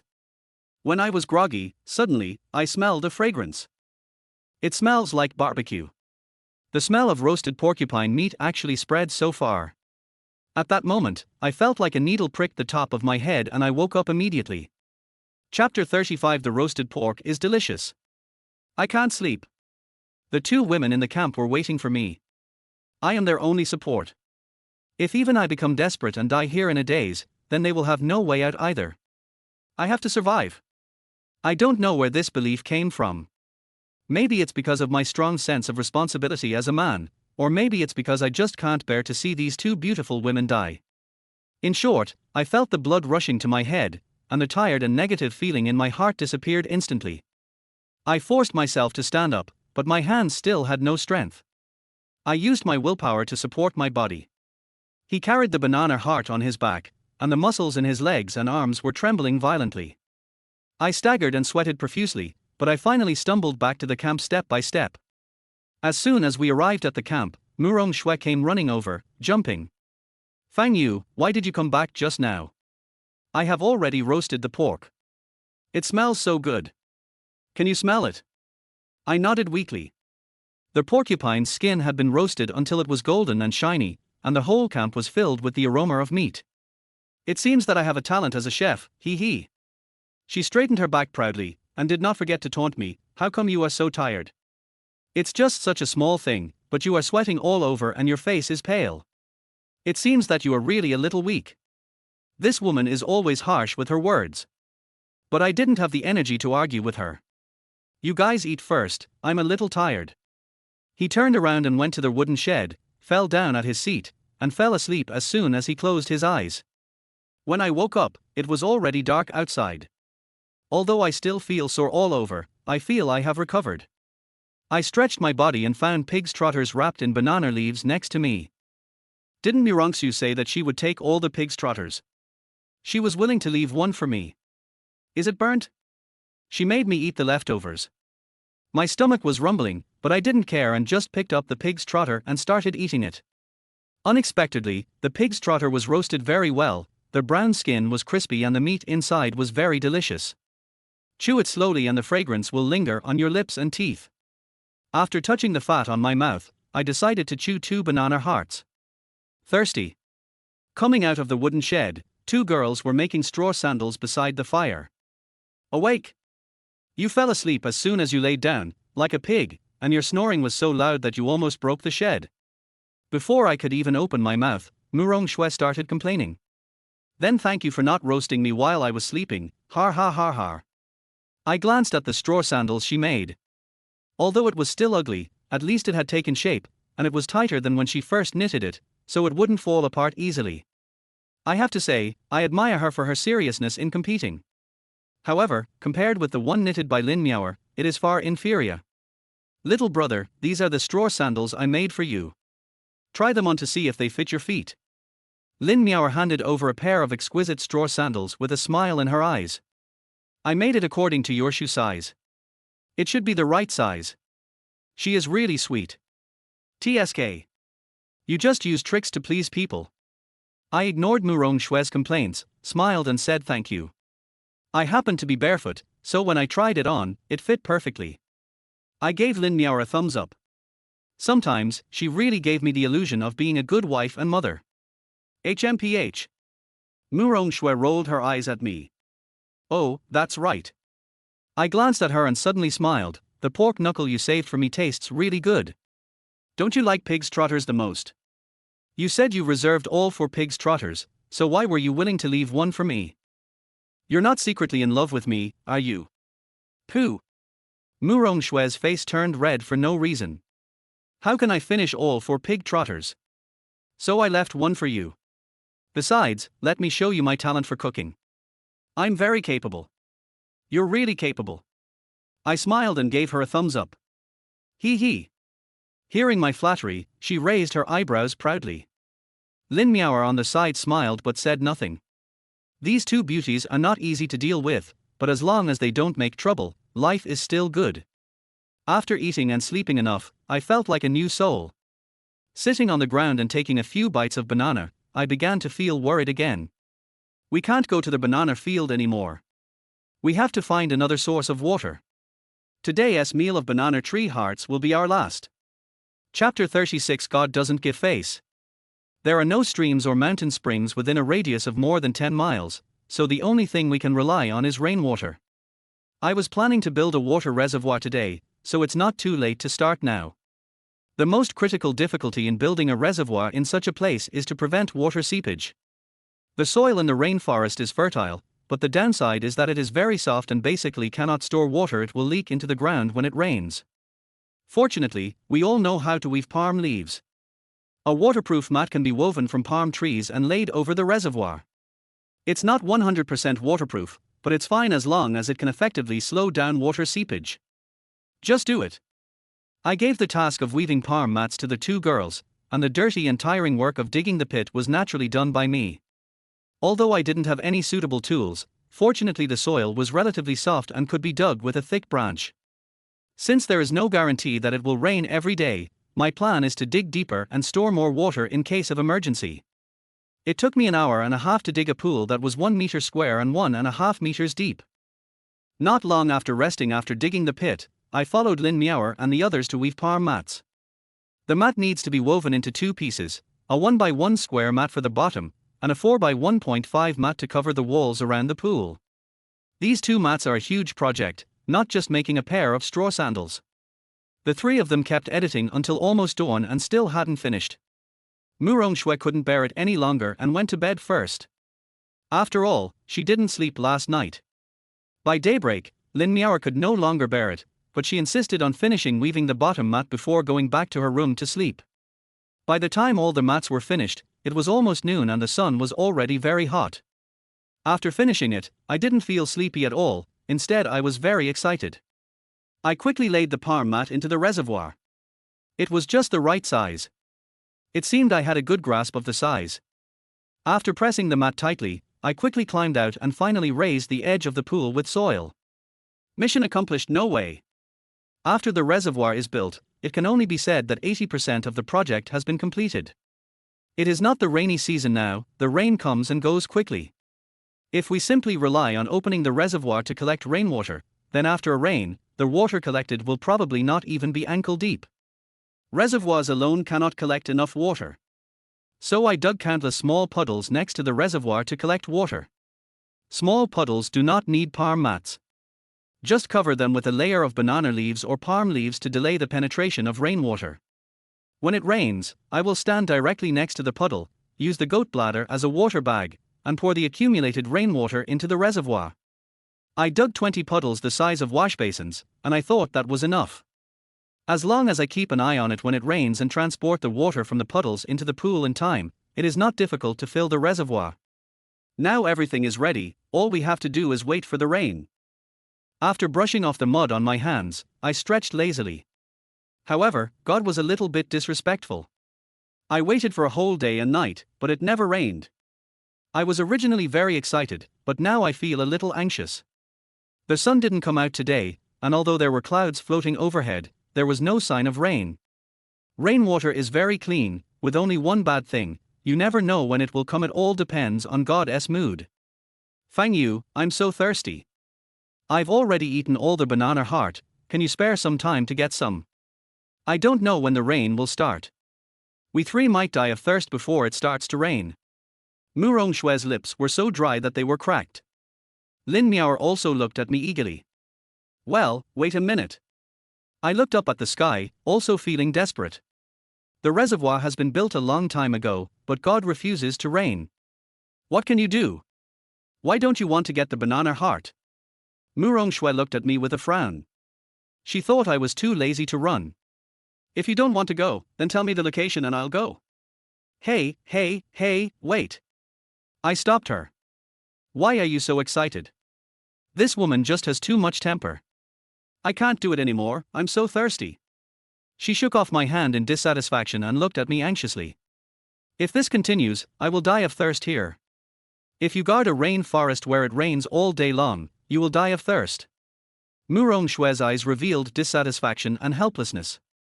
If you rush over, you'll be bitten to death by the leopard before you die of thirst. I stopped her immediately. Chapter 37, Disgusting Solution. This woman really doesn't listen to advice. Originally I didn't plan to tell them about the leopard because I was afraid it would scare them. As long as the rain comes in time, there won't be any problem. But now, it can't be concealed anymore. When they heard the word leopard, Mu Rongshue and Lin Miao's faces changed at the same time. What are you talking about? Do you know why I was as tired as a dog that day even though I was carrying a bundle of banana tree hearts? I saw such a big leopard in the banana grove. I almost couldn't come back. I used my hands to indicate the size of the leopard. When the two of them saw it, they frowned and gasped. I was so scared that I almost peed myself. I ran all the way back for more than 10 minutes without taking a break, so I was exhausted. When I said this, I remembered the terrifying moment that day and broke out in a cold sweat. Then, what should we do then? Is there a place nearby where I can get some water? I pointed to the rambutans and banana fruits stored on the floor. The fruits on hand are not juicy enough, but this is all I can eat for now. Mu Rongshue had no choice but to grit her teeth and eat these sour and bitter fruits with a frown on her face. If I could go back, I would never waste water again. Mu Rongshue cried out. Being without water is more desperate than being without food. Lin Miao sat in the corner with a pale face, not saying a word and not moving a single step. I looked up at the grey sky and felt a little sad. I was starting to feel a little dizzy from being dehydrated. Damn, can a living person be killed by holding his urine? Wait, urine. I gritted my teeth. This seems to be the only solution at the moment. Well, I have a way that can temporarily relieve your thirst. I looked at the two of them nervously and embarrassedly. We can drink urine. Mu Rongshue was so frightened that she bit her tongue, and Lin Miao also trembled slightly in fear. Drink urine. What a genius decision this is. What are you kidding? Mu Rongshue couldn't close her cherry lips. This is not a joke. This is a solution I have considered carefully. What we need urgently right now is to replenish water. Fruit is completely useless because the concentration of fruit juice is too high and it may even accelerate dehydration after eating. There is no alternative except ready-made urine. Don't they say that drinking urine will damage your kidneys? Lin Miao looked at me in surprise. Oh my god, you actually still consider whether it will hurt your kidneys or not. Drinking urine is too disgusting, and you don't even consider it. Mu Rongshue shook her head like a rattle. I took the goat bladder and threw in a few pieces of black charcoal from the ashes of the fire. Charcoal can absorb some of the toxins in urine, and we only drink a small amount, so it's not a big problem. It has been refusing to rain, so I have to keep going out to find water. This bag of urine will help me go further. I have a very clear plan. There is no water source nearby, so I have to find drinking water somewhere else. This bag of urine can barely support the amount of water I drink for a few hours and allow me to walk further. Although every time you go out, you are gambling with your life, but not every water source has large wild animals like leopards. Murong Shui looked at me with disgust and didn't want to talk anymore. To be honest, I don't want to drink urine either. This is all because they have been forced into a desperate situation. I looked at them both deeply and didn't care whether they agreed or not. I'll go first, then you all pee in here and let it settle for about 10 minutes. Once the charcoal absorbs the dirt, you can drink it. After saying that, I walked under the shade of a tree. Looking up at the sky in the distance, there was still no sign of rain. Desperately unbuttoning my belt, I peed into the goat's bladder. Looking at the condition, I can only say that I am currently suffering from a severe sore throat. Smelling this fishy smell, I almost vomited my breakfast. Hopefully the charcoal in the bag will give it some strength. I returned to the two of them holding the goat bladder. You can go pee behind the woodshed. Murong Shui didn't dare to reach out to take it, and looked at Lin Miaoer in panic. You go first. Lin Miaoer carefully took the water bag from my hand, her eyes filled with disdain and disgust. But, after all, she was not as particular as Murong Shui. As long as I can survive, what does drinking urine matter? Chapter 38. I'll do it first, you guys can do whatever you want. She gritted her teeth, went behind the wooden shed, and slowly took off her skirt. After a while, I heard the sound of flowing water. Okay, Xie Xue, it's your turn. Aye. Don't waste time. Brother Fang Yu will have to take the water bag to find water somewhere farther away later. I couldn't see Murong Shui's expression because of the shed between us. But I guess she should be biting her lips at this moment, feeling extremely conflicted. Finally, I heard her unbuttoning her skirt as well. Don't look. I didn't see it. I can't see anything, what the hell? I'm not talking about you, Lin Miaoer.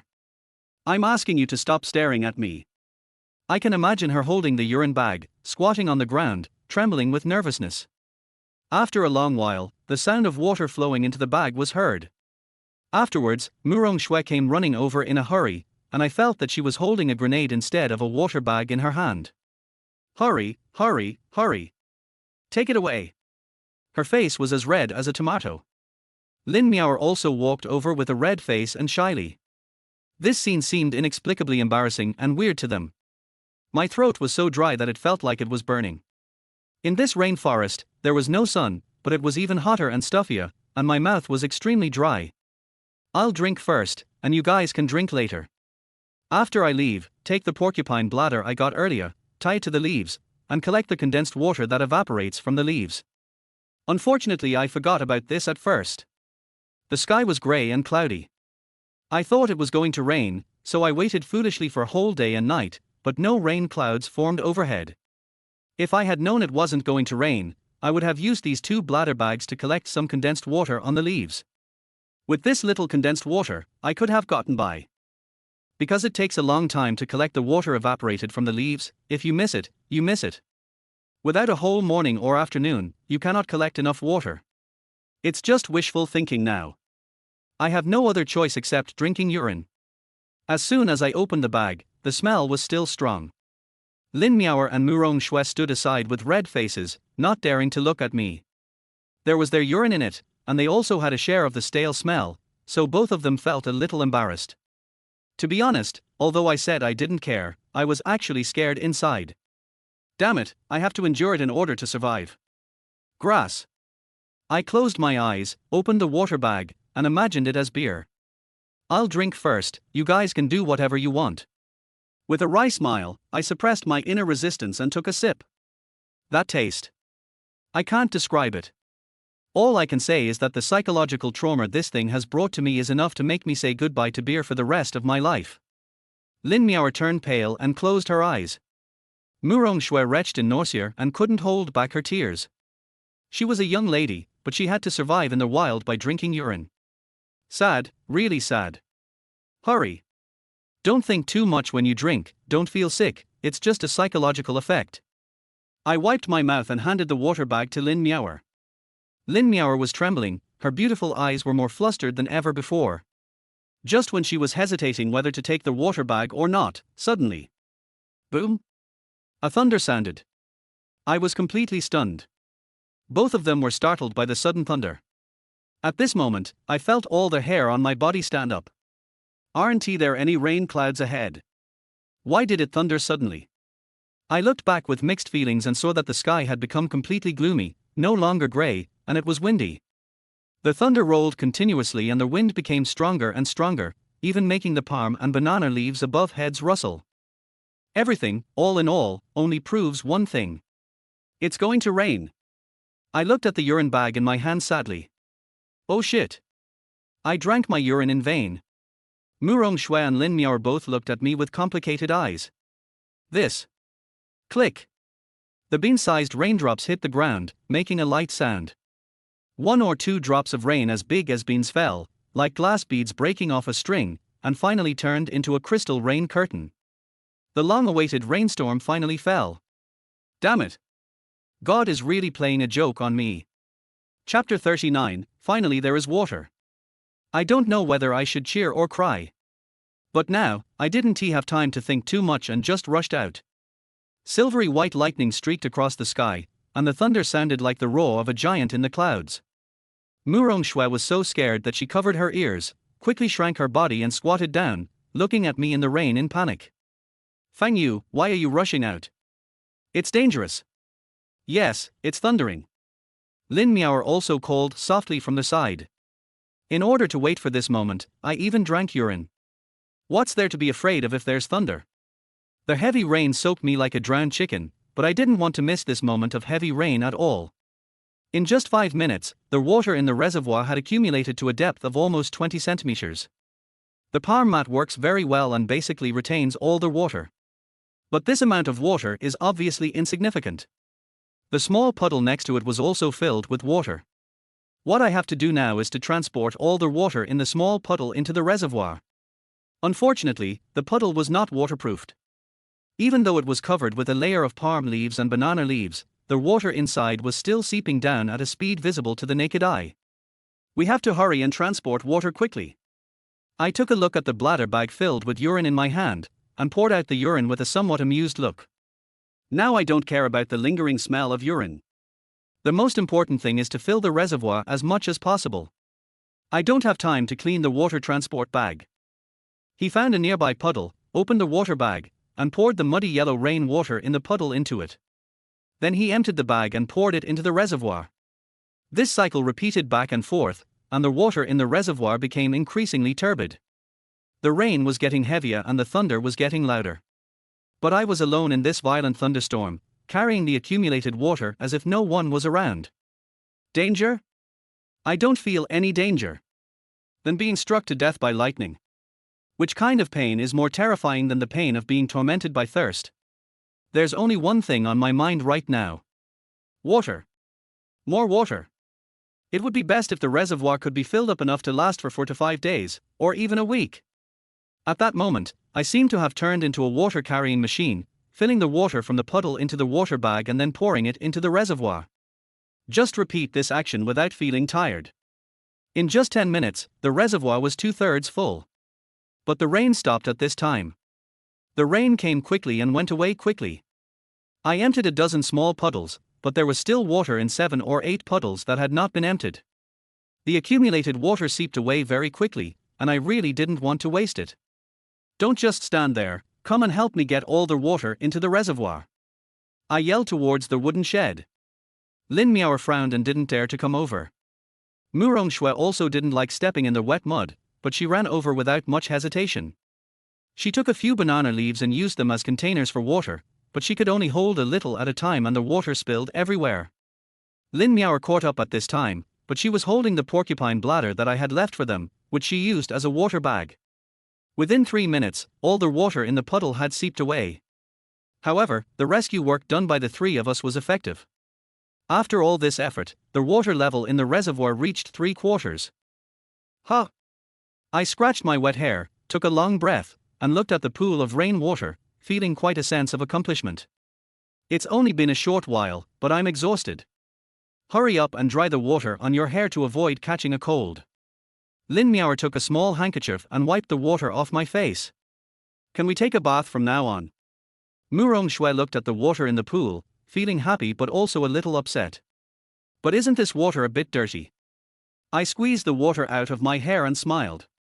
It's okay if it's dirty, just throw in some charcoal and let it settle. As I spoke, I shook the water off my hands and went to the woodshed to drag out the stored firewood, dry stones, and flints. He built a fire with dry stones and then lit the fire. There is no dry towel, so I can only dry it over fire. I just took off my pants, shirt, and even my underwear. What are you doing, you rascal? Murong Shui was frightened by my naked body exposure. You don't have to take off your underwear. She closed her eyes with a look of disgust, her cheeks burning. Lin Miao glanced over, was stunned at first, and then gave him a faint wink. Little brother, you are quite strong. She teased me without blushing or beating her heart, which made me blush. Chapter 40. Have you ever been in love? Actually, I am not particularly strong. Although I am quite strong and physically fit, I am definitely not a muscular guy. Of course, if I have to say, I am quite strong in some aspects. But we can't talk in detail. Shame on you. Murong Shui spat. Damn, she actually heard it. Hey. I could only smile awkwardly with a red face. HMPH. What a bullshit. It's better to be rotten, so that you don't have any evil thoughts all day long. Murong Shui cursed. Damn, this woman is really vicious. She actually cursed my thing to rot. I'm still a virgin. You are still young and don't understand the good of some things. Lin Miao suddenly said with a sour tone. You are afraid now, but once you have a taste of it, you will love it. Damn, the car is going at an incredible speed. Lin Miao rarely teased Murong Shui. After hearing this, Murong Shui's face turned red like a big apple. Obscene. This is not vulgarity, but life. Lin Miao smiled, looking like someone who has experienced it. Don't men and women rely on that little thing to maintain their relationship? Murong Shui frowned, obviously disagreeing. Nonsense, the relationship between men and women is maintained by pure feelings. When did love between men and women become the basis for maintaining love? She had always disliked Lin Miao, and now she had found an excuse to criticize her. I know that a woman like you may never understand what true love is like. This time, Lin Miao rarely kept silent, but smiled gently. Young. You're not much older than me, so stop lecturing me. Shui, I didn't teach you a lesson. She looked at Murong Shui tenderly, her tone light. Have you ever been in love? This question stumped Murong Shui. This young lady lived a life of luxury and had an extremely beautiful appearance, so many wealthy and noble men pursued her. But she was too arrogant and couldn't even shake off those people. I've never been in love, but it's true that love is about feelings, right? She bit her lip and looked like she was arguing. Lin Miao's lips curled up. I won't argue with you, whatever you say is true. She smiled sweetly. This woman provoked an argument with one sentence, but it stopped abruptly at the critical moment. Murong Shui was a little angry. No, you have to admit that I'm right. What's there to argue about? I couldn't help but say. Is there something wrong with this woman? She wants to win or lose everything. You have never been in a relationship, but Lin Miao is obviously a high-level player. I know what Lin Miao wants to say. Nowadays, it is unreliable for two people to be together based on illusory love. Lin Miao could control men with her own means and beauty, so naturally she despised the love between men and women to the extreme. There's nothing to argue about. Lin Miao's lips curled up slightly. Shui, I just want to ask you one thing. If the person you like is like Brother Fang Yu, a poor security guard, would you be with him regardless of the consequences? Damn, why does this involve me again? I'm sorry, little brother. This question is a bit offensive. Lin Miao blinked at me apologetically. It's okay. It's okay. Although it's a bit funny, I'm not such a stingy person. After all, I am just a poor and unknown person, so there is nothing offensive about this. Murong Shui was slightly stunned when she heard this question. She didn't expect Lin Miao to ask her back like this. Well, as long as we truly love each other, I think there's no problem. Murong Shui obviously hesitated, even she herself didn't believe what he said. Then she replied firmly, this assumption is basically impossible. A security guard like Fang Yu and I are obviously not from the same world. It is impossible for me to fall in love with this kind of person. Her rebuttal suddenly made me feel a little lost. This woman always speaks her mind. But she was telling the truth. We are indeed not people of the same world. Chapter 41. You are not allowed to peek. Lin Miao smiled, and Murong Shui also realized that she had said the wrong thing. She looked at me apologetically. No, Fang Yu, that's not what I meant. It's okay. I forced a smile and waved my hands. This has nothing to do with me, right? Yes, we are comrades in arms now, so don't talk about such boring questions. Murong Shui gave Lin Miaoer a white look. Lin Miaoer didn't say anything, but a smile flashed across her eyes. I glanced at her in surprise. She simply brought up a topic and made Murong Shui reveal her true attitude. This skill of sowing discord is really clever. Moreover, I couldn't blame her at all, but I felt even more disappointed. Yes, she and I are from two different worlds, so we should just keep our distance. Let's not continue this topic. We haven't gone back yet. I smiled awkwardly. By the way, didn't you ask before if you could take a shower? I quickly changed the subject. Yes. I really want to take a shower. I've been wearing this set of clothes for several days, and they smell and sticky. Murong Shui looked at me expectantly. It's definitely not okay to wash directly at it. There's not that much water to waste. You can fill a water bag with some water and wipe your body. We have worked so hard to get this little bit of water, we can't waste it. The most refreshing way to wash is naturally to jump directly into the pool, and I want to do that too. But the water in the pool is not only used for bathing and washing clothes, but also for drinking. I don't want to drink bath water, even if it's from a beautiful woman. When Murong Shui heard that she couldn't take a comfortable bath, her eyebrows immediately drooped. But it's better to scrub your body than to just hang it out to dry. In a place like this, even if you are Princess Xiangxiang, if you don't take a bath for 3 days, you will smell like salted fish. Alas, this is the only way. But you are not allowed to peek when we are taking a bath. Murong Shui suddenly looked at me nervously. What are you saying? When have I not been honest? I looked at her with some displeasure. We have been together for so many days, and this woman still hasn't seen through my upright nature. Can I do this, peek at someone taking a bath? Well, to be honest, I am kind of looking forward to it. At night, it was pitch dark. The two women moved closer to the puddle and began to wash themselves. I sat next to the fire, pretending to shoo away mosquitoes, glancing over from time to time. Fang Yu, if you keep looking around, I'll dig out your eyes. Damn, is it so poisonous? I'm slapping a mosquito, please don't accuse me wrongly, okay. I slapped the non-existent mosquito next to my forehead guiltily. Besides, the light is so dim that you can't see anything clearly. Stop being suspicious and wash quickly. Murong Shui glared at me and said nothing more.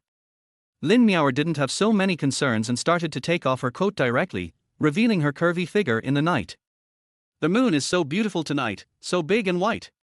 I swallowed with a gulp. This woman seemed to be deliberately teasing me, twisting and swaying her body as if no one was around. Murong Shui shrank her body and did not move. She glanced at me from time to time, always on guard against me peeking. Unfortunately, the devil is always one step ahead of you. I can stand up straight and squinting my eyes, but I can still sneak a peek. On the surface, I was warming myself by the fire to drive away mosquitoes, but in reality, I was feasting my eyes. Murong Shui couldn't see anything at all. After a long time, she began to unbutton her clothes. Her skin was as smooth as cream and as bright as moonlight in the night.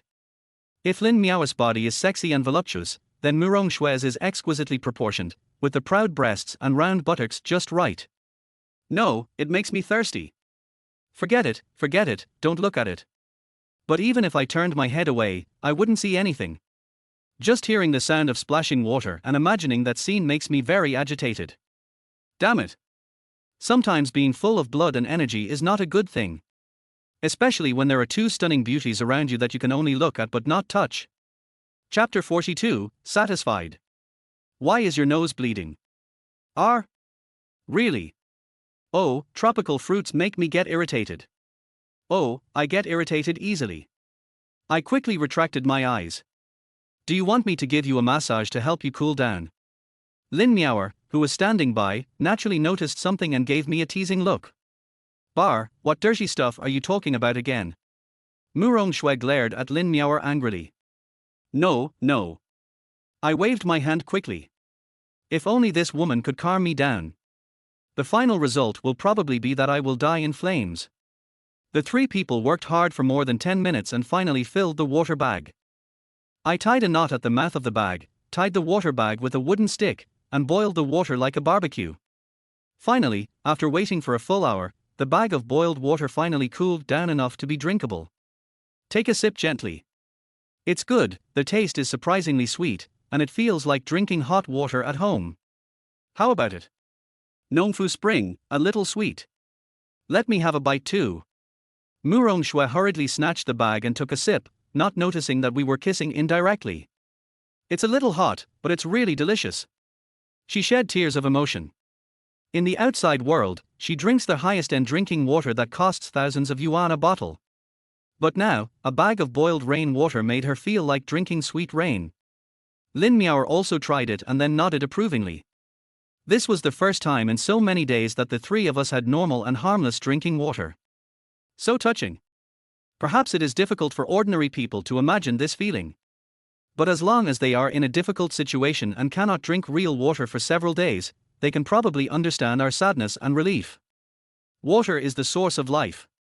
The sweet water rolled in my throat again, and I felt alive again. Soon, the three of us took turns drinking the bag of water while it was hot. One bag of water was not enough, so we burned another one.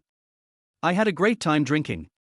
We won't be short of water in the next week, and at this moment, I can finally feel at ease. Real.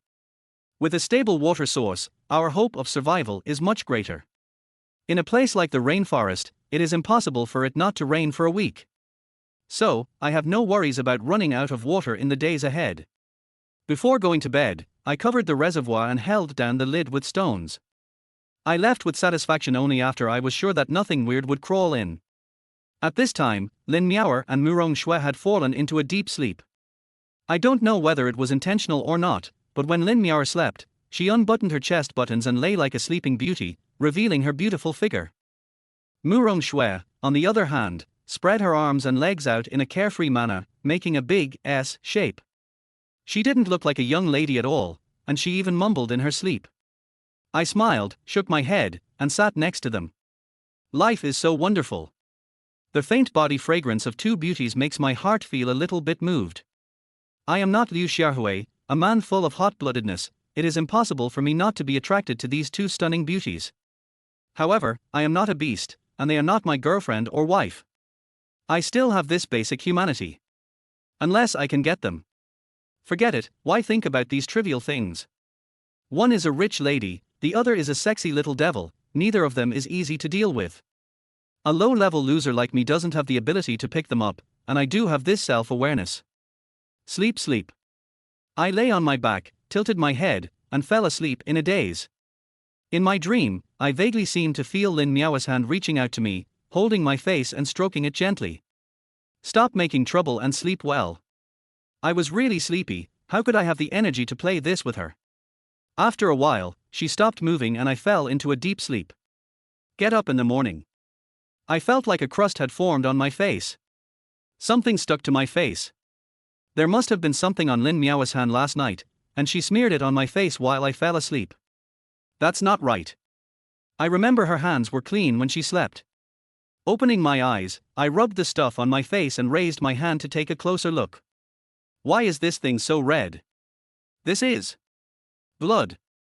Damn it. In an instant, a chill ran from the toes to the forehead. Why is there blood on my face? Chapter 43 Uninvited Guests at Night. Lin Miao opened her eyes and was frightened when she saw the blood on my face. Fang Yu, your face. What's wrong with you? I don't know. I looked at her in a panic. Didn't you put this on my face? My hands are clean, how can there be blood? Lin Miao showed me her white and tender palm with a trembling voice. Fuck. This is kind of fucking scary. What are you arguing about so early in the morning? Murong Shui sat up angrily. This girl likes to sleep in. She was about to vent her anger on us, but when she saw the blood on my face, she gasped. You are hurt. I'm not hurt. What is going on? Didn't Lin Miao smear blood on my face yesterday? Then where did the blood on my face come from? I looked outside the wooden shed in panic. There was a trail of bloody footprints at the entrance. This footprint looks very familiar. It's the footprints of a leopard in the banana grove. It actually found its way here? Holy shit, I was touched by a leopard last night. Leopard. It's a leopard. My whole voice was trembling. When they heard what I said, the two girls turned pale with fear. What leopard? Are you saying that a leopard broke into our camp? Lin Miao looked at me in a panic. I was speechless and nodded heavily. This place should be far away from its territory. How did it find here? I was distractedly checking the area around the camp, and I saw a patch of mud that had been scratched open by a leopard's claws. That's where we buried the porcupine bones. I knew the smell of roasted meat would attract wild animals, so after eating it, I buried the bones. But now, even though the bones were buried underground, the leopard still came to find them by smelling the scent. I forced myself to muster up the courage to walk over. The bones that were dug out had been gnawed and there was no meat left on them. There was blood on the leopard's footprints, which showed that it had come to the camp after hunting. Fortunately, it came well fed and well drinking. If we hadn't eaten enough, the three of us would have probably. It would have been fine if I hadn't thought about it, but once I did, I was so scared that I almost fainted. In my dream, the leopard's bloody claws were scratching my head. If it wasn't full, I might have gone with Zhang Ming from the rescue team. What should we do? What should we do?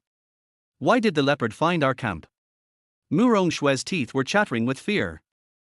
It's barbecue. It smells the aroma of barbecue. I kicked the bones back into the pit.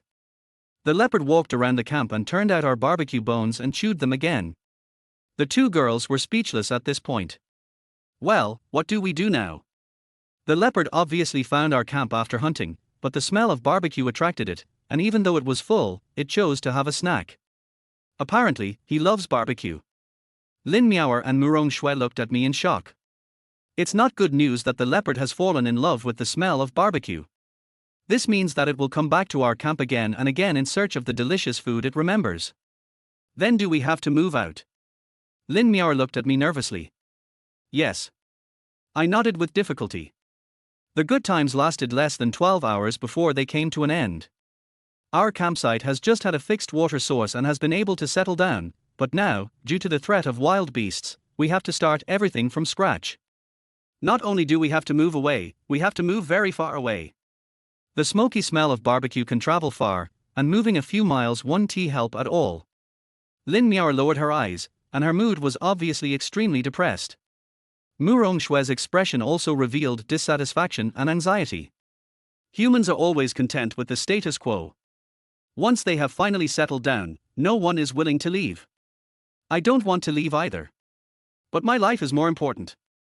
Who knows, the leopard might come to hunt for food tonight. Who knows if it has eaten enough tonight? What's even worse is that these two girls may have various violent reactions after encountering the leopard, and the situation will be difficult to control. If we are not careful, the three of us will die miserably here. Chapter 44, Escape at Night. We have to hurry up, we have to leave tonight. I said after thinking it over carefully. Fortunately, I got the flashlight from Zhang Ming's body last time, which made it much easier to walk at night. Now we have to prepare drinking water and food for the journey. Everyone should work together. Don't be so anxious. Murong Shui bit her lips tightly. That leopard is addicted to eating barbecue. Look carefully, it eats every bone. I'm sure it thinks this place is a snack supermarket. It will definitely come here tonight. The more I spoke, the uglier Murong Shue's expression became. I know you all don't want to leave, and I don't want to leave either. In just a few days, we managed to set up a camp, and after a few ups and downs, we spent a few days in peace and left behind many memories. The wooden shed and the water reservoir were all built bit by bit with our time and effort, but now we have to throw them all away. To be honest, I am reluctant to do so. In order to save our lives, we have no choice but to take drastic measures and try to stay away from the leopard's predation range. I looked at Murong Shui helplessly. Her big, bright eyes were now tearful and dim. All right. If I had known, I wouldn't have roasted the meat so fragrantly, I could only smile bitterly. Okay, there's no need to blame yourself. We have to eat meat to survive in this damn place. If we want to eat meat, we have to roast it. There's nothing we can do about it. Don't worry too much. There will always be a way out when you get to the mountain. This place is full of dangers, but also full of vitality. We will always find a safe place to set up camp. Lin Miao nodded, Murong Shui sighed and stopped talking. The pressure of survival came again, but I was obviously not as unable to bear it as before. There is always a way out when you reach the mountain. This is not only what I said to them, but also to myself. To survive, food, water and a safe place to live are essential, but attitude is equally important. Since you are not dead yet, there is always hope. I didn't think too much about it because I had to leave in the evening, so I raced against time to prepare. I asked them to boil 2 bags of filtered water and pick nearby palm fruits and rambutans as food reserves. I myself took a multi-purpose military knife and a wooden stick and walked towards the woods. Their hunting plan is simple. I don't have the extra strength and energy to catch small animals, so I can just get some insects to eat. I caught several earthworms, weevil larvae, dragonflies, cicadas, and even spiders, cutting off the heads and tails. On their way back, I was lucky enough to encounter a palm-sized lizard. I took a wooden stick and tied a military knife to it as a spear, and pierced the small lizard through in one go. The protein reserve food was almost ready, and together with the lizards, it filled a bag with palm leaves. You don't have to finish the food, but you must not leave less. Trekking through mountains and rivers is physically demanding. When they returned to the camp, they had already filled both bags with boiling water. By the time all the insects were roasted, the sky had turned dark. I put my flint and flashlight in my pocket and took one last look at the shed. Murong Shui stood next to me and seemed a little reluctant to leave. Lin Miao lowered her head, and her eyes, which originally showed charm, were now filled with worry. No one would feel good when the future is uncertain. Let's go. When we can reunite with the rescue team, I want to come back and take a look. Murong Shui suddenly said. Yeah. I nodded. As long as we can hold on until then, everything will be fine. Set out to find a campsite, the route is crucial. The east is where we encountered giant ants and porcupines before, so we definitely can't go there. The west is where there are banana trees, so we can't go there either. The remaining 2 directions are south and north. Earlier, when I was lying on a tree to search for water sources, I had already gotten a rough idea of the terrain within a radius of 10 miles. There are too many vines on the south side, making the road difficult to walk on, so the only route now is to the north or north-northwest. Visibility in the woods was very low, and because it was dark, the flashlight could only illuminate the area 5 or 10 steps ahead. Lin Miao and Murong Shui followed closely behind me, always feeling nervous. I used a wooden stick to clear the obstacles under my feet and drove away mosquitoes from time to time without relaxing. The surroundings were filled with strange insect sounds and rustling crawling sounds. Nothing could be seen in the darkness. From time to time, eyes flashed by, flickering like will-o'-the-wisp. Along the way, not to mention the 2 girls behind me, even I felt my scalp tingling. Chapter 45, When you are unlucky, even drinking cold water will cause your teeth to get stuck. Traveling at night always makes people feel insecure. The deep rainforest was boundless and pitch dark. We could only rely on flashlights and grope our way forward bit by bit. When the flashlight falls on the grass, it will scare the mice and snakes inside, and they will rush over or coil up and prepare to attack. Every time this happened, the 2 women would scream in fear. Although I could drive them away with a walking stick, this state of fear was really tiring. Just now, I encountered a small python on the road. It had colorful patterns and was sticking out its tongue and trying to bite my flashlight. Murong Shui was so scared that she grabbed my arm tightly, and Lin Miao was holding her head and shaking all over. I gritted my teeth and hit the snake's head with a wooden stick. It retracted its head and burrowed into the grass, disappearing in an instant. Okay, don't be afraid. The snake is not poisonous. I have already driven it away. I turned my head and looked at the 2 of them. Along the way, I drove away at least 3 non-venomous snakes, 4 venomous snakes, 2 mice and 1 squirrel. Murongsu tightly grasped my arm, a little flustered and impatient. Fang Yu, when can we find a new camp? It's almost there. As long as we can get out of this dense forest and find an open area, we can set up camp. Just bear with it for now. So when can we get out of here? I looked at Murong Shui helplessly. At that time, I climbed up a tree near the camp to explore the surrounding terrain. The dense trees to the north stretched far away and had no boundaries at all. It should be soon. I can only use such vague words to perfunctorily answer Murong Shui. I'm really, really tired and want to sleep. Who isn't? I yawned quietly. Suddenly, there was a sound of muffled thunder overhead. This immediately woke me up from my sleepiness. What does it mean that misfortunes never come singly? That's it. The road ahead was long and difficult to travel at night, and it started raining. Traveling in the rain is extremely difficult. After the thunder, the rain started to fall. Although we had anticipated this bad situation and made rain hats and simple ponchos with palm leaves, we still felt very upset when it really rained. We didn't find any particularly suitable location to camp along the way. In the wild, the first consideration when setting up a camp is not water and food, but safety. Generally speaking, you have to make sure the terrain is high enough and away from wild animals. In this pristine rainforest, one more line must be added to prevent falling trees. If just one branch falls from these decades-old or even century-old trees, it would be enough to make us suffer. So be sure to choose a more open location. But the further north we went, the denser the trees became, the dimmer the light became, and there were no open areas at all. Boom boom boom boom. A series of thunders sounded overhead and the rain suddenly became heavier. The giant green umbrella above our heads couldn't stop the water from pouring down from God, and it all poured onto our heads. When people are unlucky, even drinking cold water will get stuck in their teeth. This is absolutely true. Now we are traveling through a dense forest, and we don't know when we can get out. It was raining so damn hard, and the palm tree rain hat on my head was leaking. I guess this hat was made by Murong Shui. Lin Miaoer would never do such a thing. I felt like I was not wearing a rain hat, but a filter, and all the water was pouring out. Yes, I'm sorry. Murong Shui looked at me nervously. This girl has always been tough-mouthed and tough-tempered, but at this moment she rarely apologized. Maybe she felt bad about it herself. It's okay, the rain will stop after a while. I smiled bitterly. However, the opposite happened. The rain tonight was not only very heavy, but also lasted very long. I enjoyed this cold shower for a full hour and a half, and I felt like my scalp was almost soaked. Maybe God also thinks I'm too miserable.